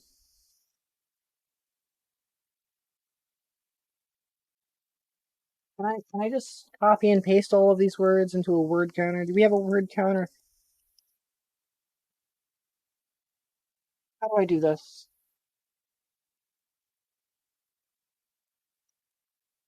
Okay, let me see if I can copy and paste these 66 pages. I want to know exactly how many words we've covered so far.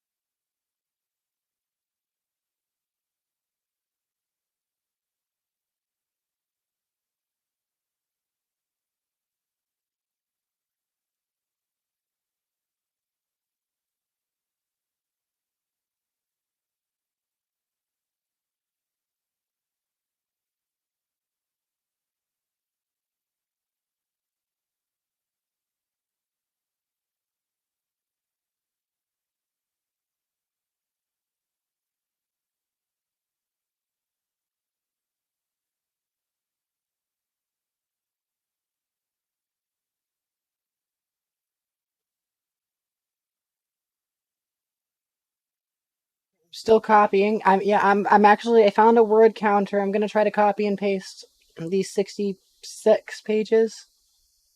Let's see.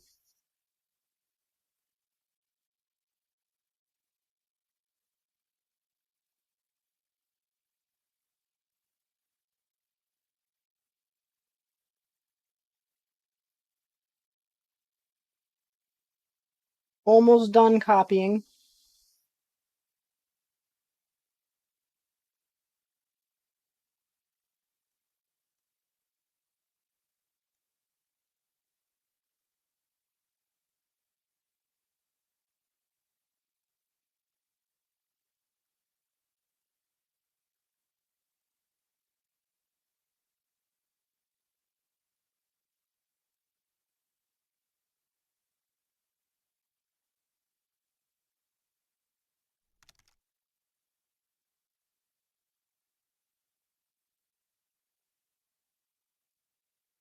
Oh,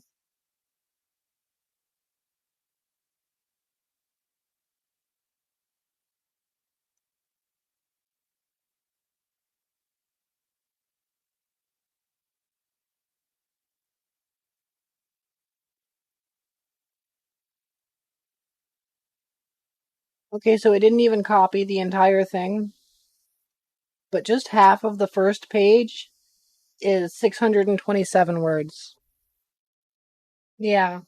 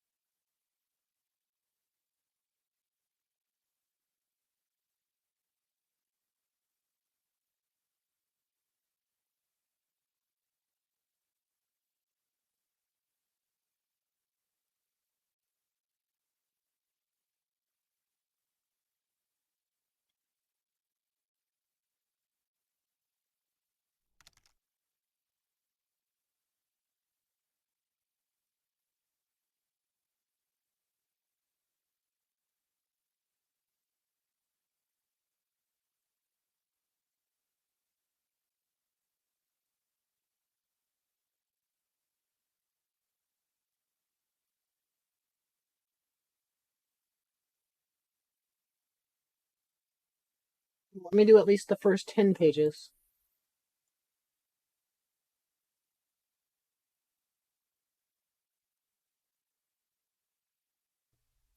Yeah, so the first 10 pages are about 5,000 words.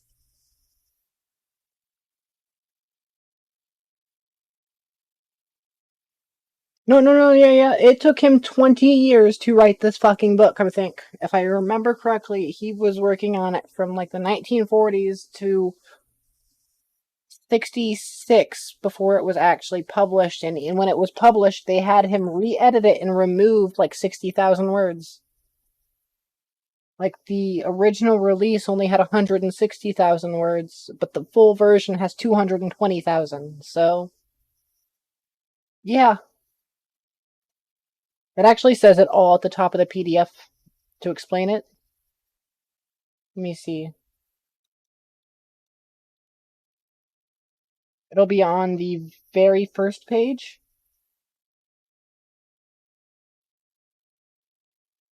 Yep.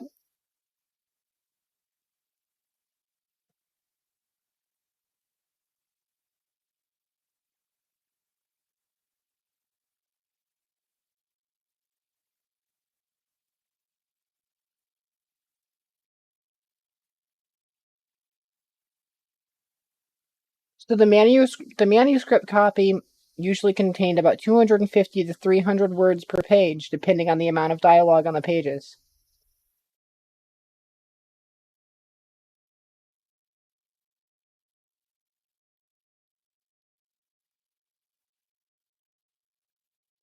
Let me see.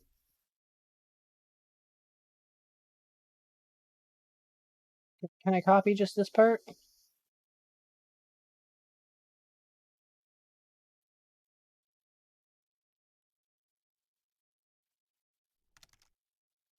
There you go.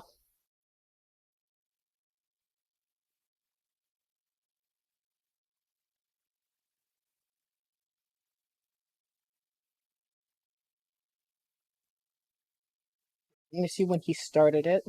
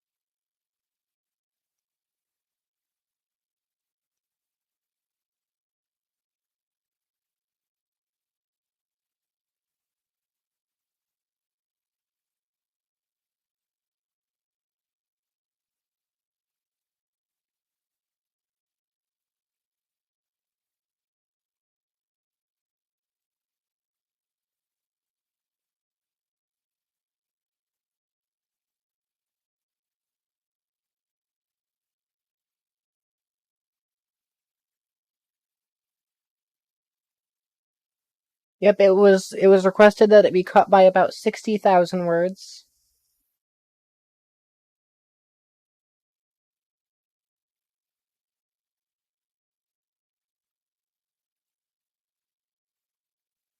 And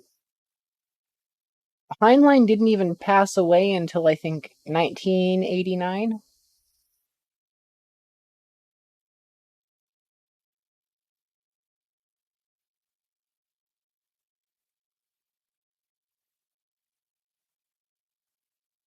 But yeah, he had a phenomenal mind in his way of writing.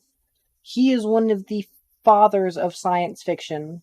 Like, he founded almost all of the key concepts of sci-fi that we know of today. You'll get so many references to it, like you'll see the word grok in throughout different things of sci-fi. I know I haven't covered grok yet.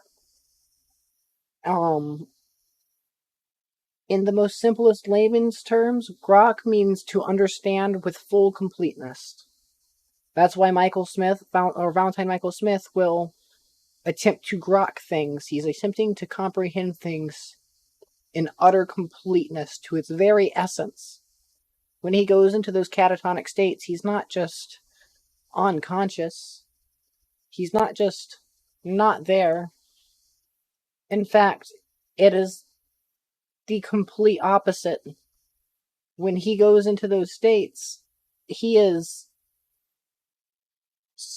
withdrawn so deep into his mind that he is perfectly processing everything that he can as fast as he can. He has slowed his heart rate down to that of practically death. That's why Jubal was completely convinced he was a corpse. It wasn't that he just entered a catatonic state. No.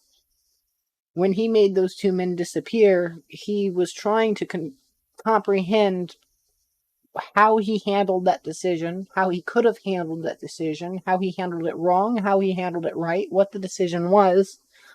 Like, he went into complete contemplation because it was such a big decision that he had to make. And because Jillian was upset by it, he did not know, he felt he had made the decision wrong. He handled it wrongly, so he shut down to process it in its fullness. It is such a... When Heinlein released this book, like, even the edited version, people thought it was a religious text. People actually asked him, like, it pissed him off. Like, people actually thought that this was a guideline to life or something. But no, this is just one of the deepest works of science fiction that have ever existed.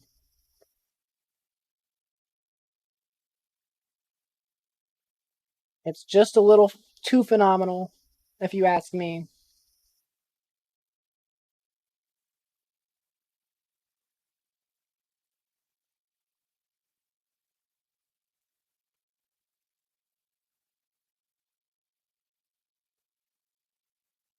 Alright, Dr. Acid, you queued 21 minutes of songs. We can either leave this running so you can listen to these songs, or we can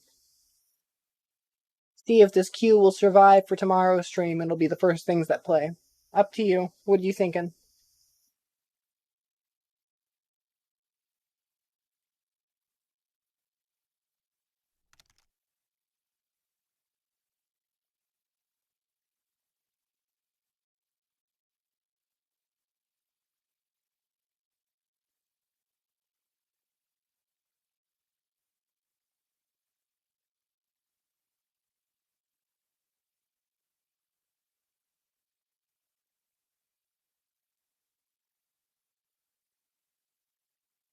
It doesn't matter to me either.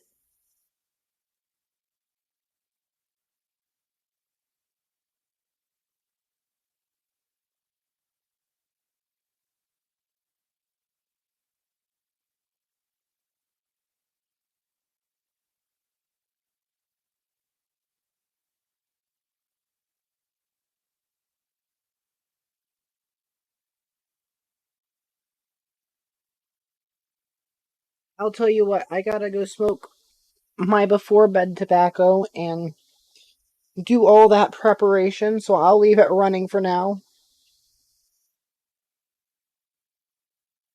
It makes zero difference to me. I mean, it is like 3 a.m.,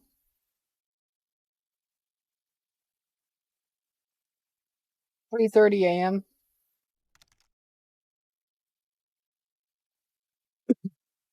After this book, so I have a few things in mind. So there are other Heinlein books that I do plan to cover if this becomes a staple of the channel. Uh, but I'm thinking because Heinlein's specific writing style is that of a lawyer, which he does a phenomenal job. You have to give him credit. He puts so much thought into rounding everything out so well. Like, he goes into the specific laws of this universe, the laws of, like, the Larkin decision, and he really works it out. So there's a big reason why I say he wrote this book with the mind of a lawyer. But considering that, after this 220,000 word book, I'm thinking to either take a different approach. We have Aldous Huxley, who was actually taught, he was one of Heinlein's actual students. So they have a very similar in-depth style. But the thing about Aldous Huxley is Aldous Huxley was also a very phenomenal writer. Aldous Huxley wrote Brave New World.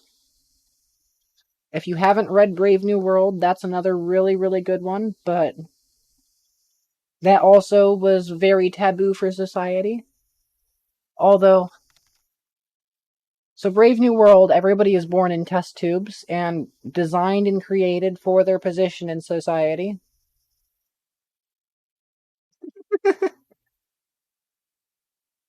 uh, so forth and so forth. The key point of Brave New World, because it is a dystopian novel, is not that everybody is just designed for their place in society. I like to say that Brave New World is the perfect pairing to 1984. In 1984, we're talking about uh, an extreme, uh, an extreme society where people can't change anything. Their voices mean nothing. Nothing matters. In Brave New World, it's a society where nobody wants anything to change because everybody has been designed for the society. All of the people are designer humans. You know, if you're made for a mine, then you were conditioned from a young age to hate flowers and hate books and not want to travel, so you'll stay underground. Like, you're specifically conditioned. They'll put the children in a room with flowers and colorful books of faraway lands, and anytime they go to touch them, they'll electrocute them. Like, you're conditioned from a very young age to be content with your place in society. And everybody is given a regular dose of soma, like, in the Brave New World Society, everybody belongs to everybody. The idea of, because everybody's born in test tubes, if you're a woman, your eggs are regularly removed, and so forth and so forth. The idea of being a mother is taboo. It is literally disgusting in that society. Like, if you bring that up, people will gag. That is how taboo it is in that society. So, but the key point of Brave New World is halfway through the book, they bring back somebody from the Savage Lands, which is just a place where people live as we do now. Give birth, drive cars, have a life like that. And this person cannot adapt to the Brave New World. He cannot adjust to this society to the point where the book basically ends with him at a lighthouse whipping himself to death every day. So that way he can punish himself for that society. It's an entire thing. But if we do that, that means that after that book, we'll have to do the sister book to Brave New World, which is Island, which is Aldous Huxley's utopian novel that pairs with it.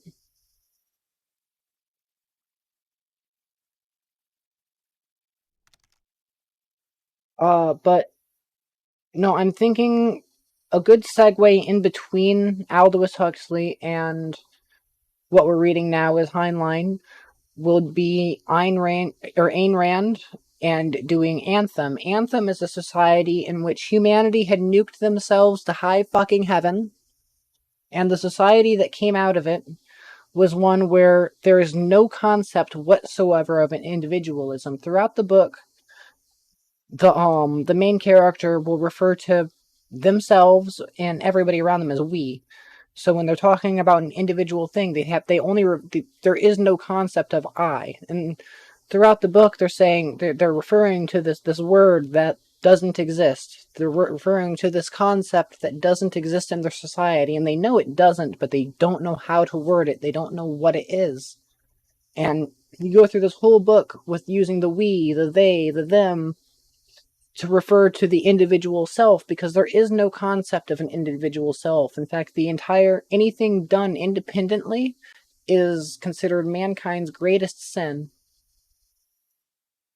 So, yeah, that's another really good dystopian novel. I love my dystopians and my theoretical societies. I love a good book that really makes you think about everything in life and existence and society. Because what is literature if not a window into what could be, what has been, or what really shouldn't be, if you know what I mean? And we do not have enough modern books like that, so all of these books are like all 30, 40, 60 years old, 80 years old. But yeah, I'm steampunk.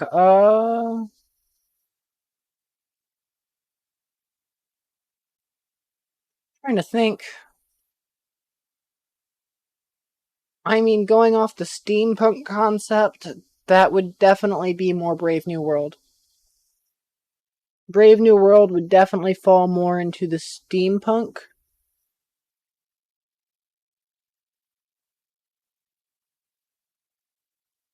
But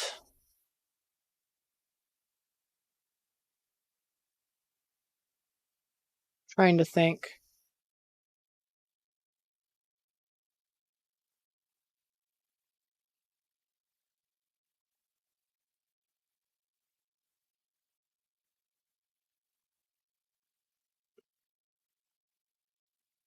I have to look up the name of the one of my favorite Heinlein books. It's not steampunk. I don't know why I'm switching off onto that. Um, Heinlein wrote a book that is 100% basically a law book, and it's about an old man who is on his deathbed, dying from disease and old age, and he's filthy fucking rich. But it's about him quite literally buying somebody's body to have uh to have his consciousness transferred into their body so that he can attempt to live and continue life. You're smacking me with Pokeballs, Vessa. But that's where Heinlein really gets. It's one of his books that he really gets into that lawyer mindset. Because there's entire chapters of that book where it's just this man talking with his lawyer about the legalities of him doing what he's doing. Thank you for the head pats, Vessa.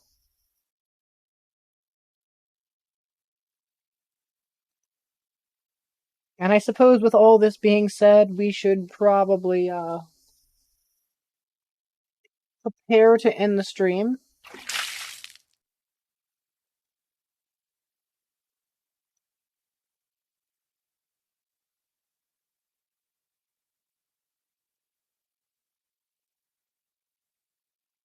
Let me play some sound alerts first, just because I can.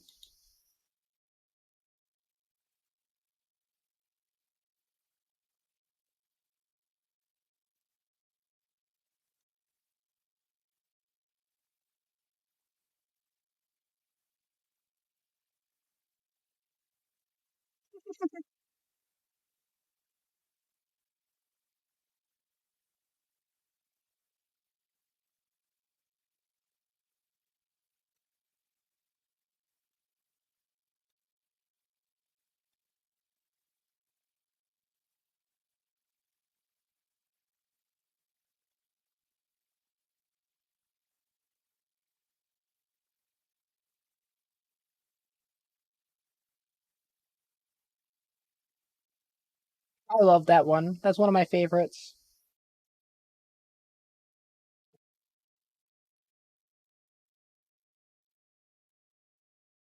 I need to reconfigure the sound alerts a little bit better.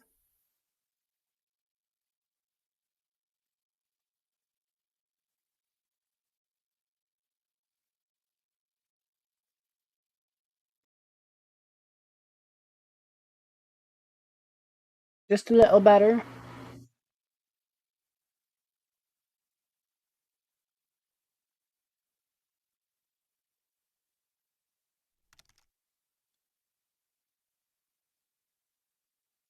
Which one did you try?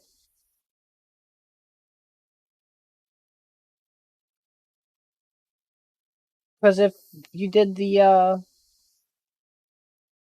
I'm not sure if the ones that are like these ones that are for the channel points, I don't think they work on mobile because they weren't working on mobile for me, but they work through PC.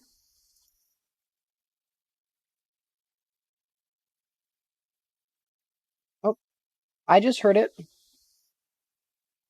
Maybe the music was too loud at the time.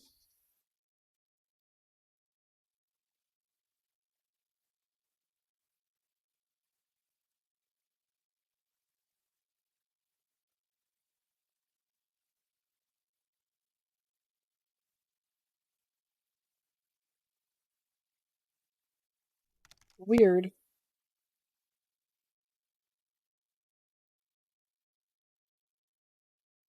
It's playing for me right now, so that's actually pretty weird because I can hear it.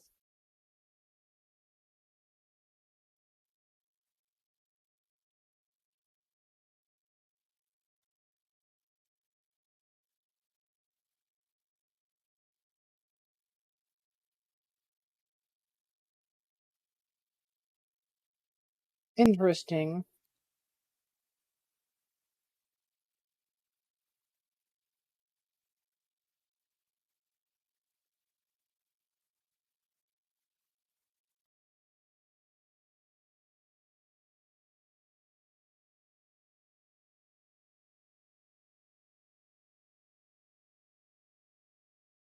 Let me see.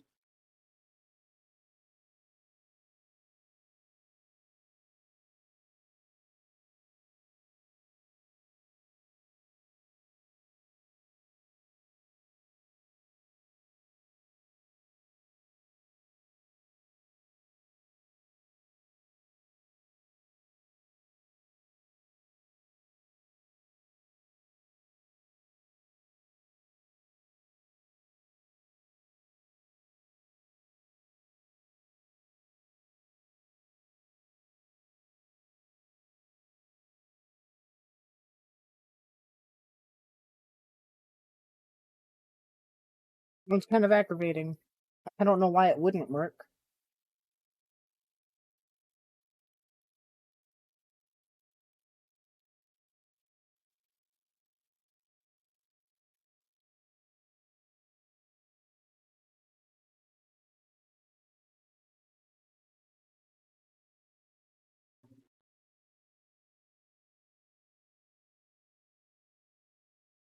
Control audio via OBS. Let's see if that makes it different.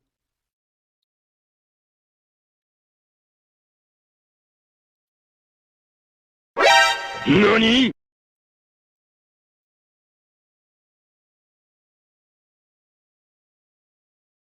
Okay, I didn't hear it that time, but it could be.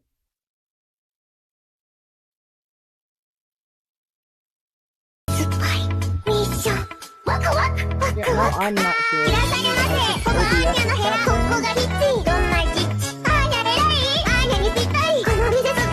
Okay, so either I can hear it and you can hear it.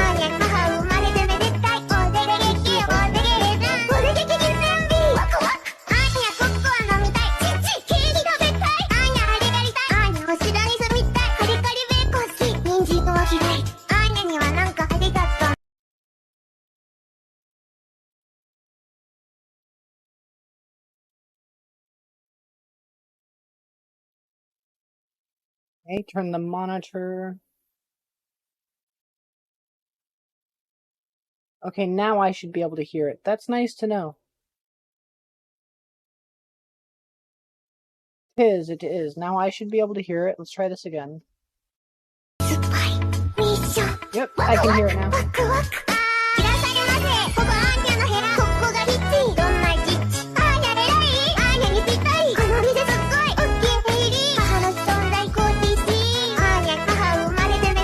Oh, that's wonderful. Now I can play a few of these before I end the stream. Because now I can hear it too.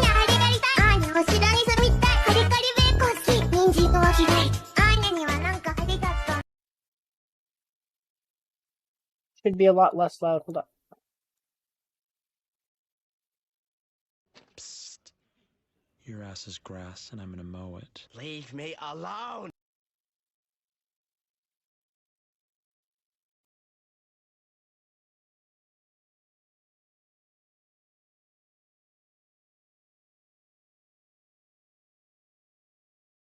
It should be a good bit quieter now.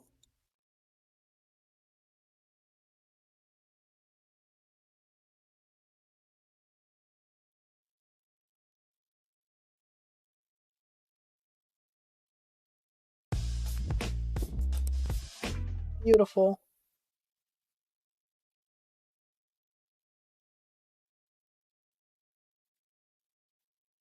Whoops, there it goes. Yep, my brain stopped.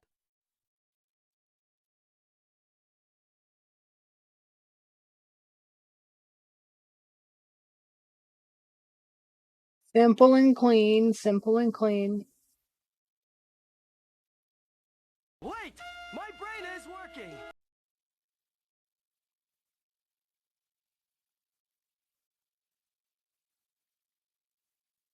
Hello?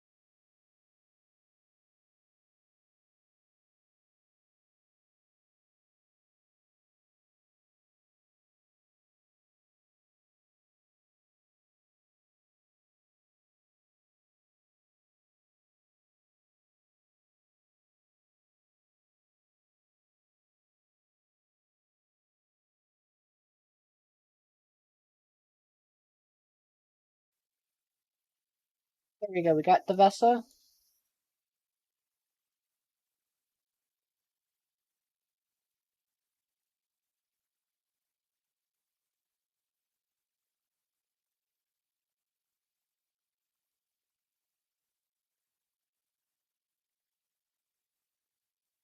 And whenever Dr. Acid does it, I can add him too.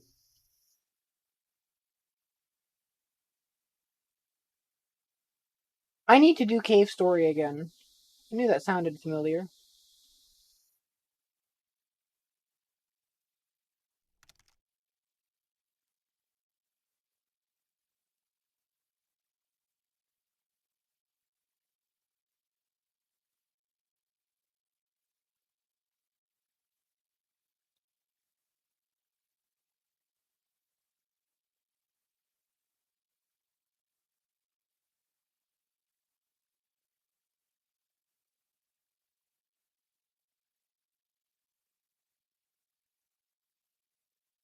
Alright, alright. The Cave Story is phenomenal. I need to get back into it. I really do.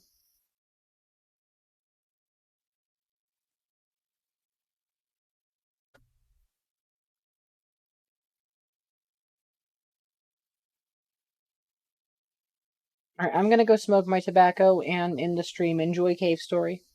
Or the songs. You got this song and another song, so another, what is it, another 3 minutes? Just enough time for me to smoke a tobacco and then come in and end the stream. Great timing.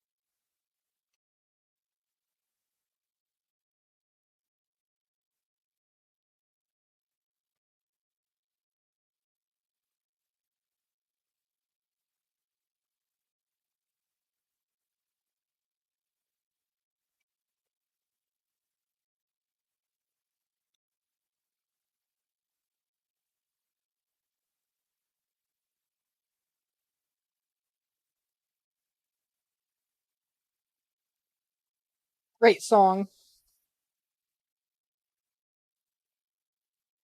Great way to end.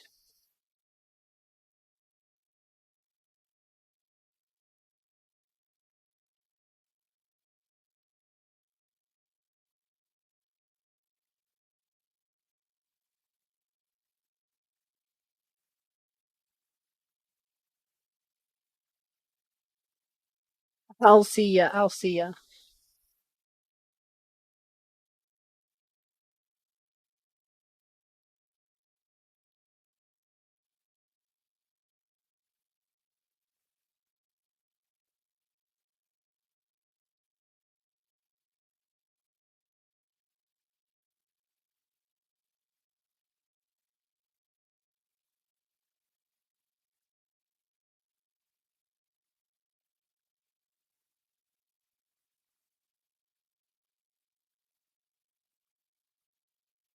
I don't think it's going to play him on the screen. Okay. That fits. Well, we'll be back tomorrow, probably around 8 p.m. like usual.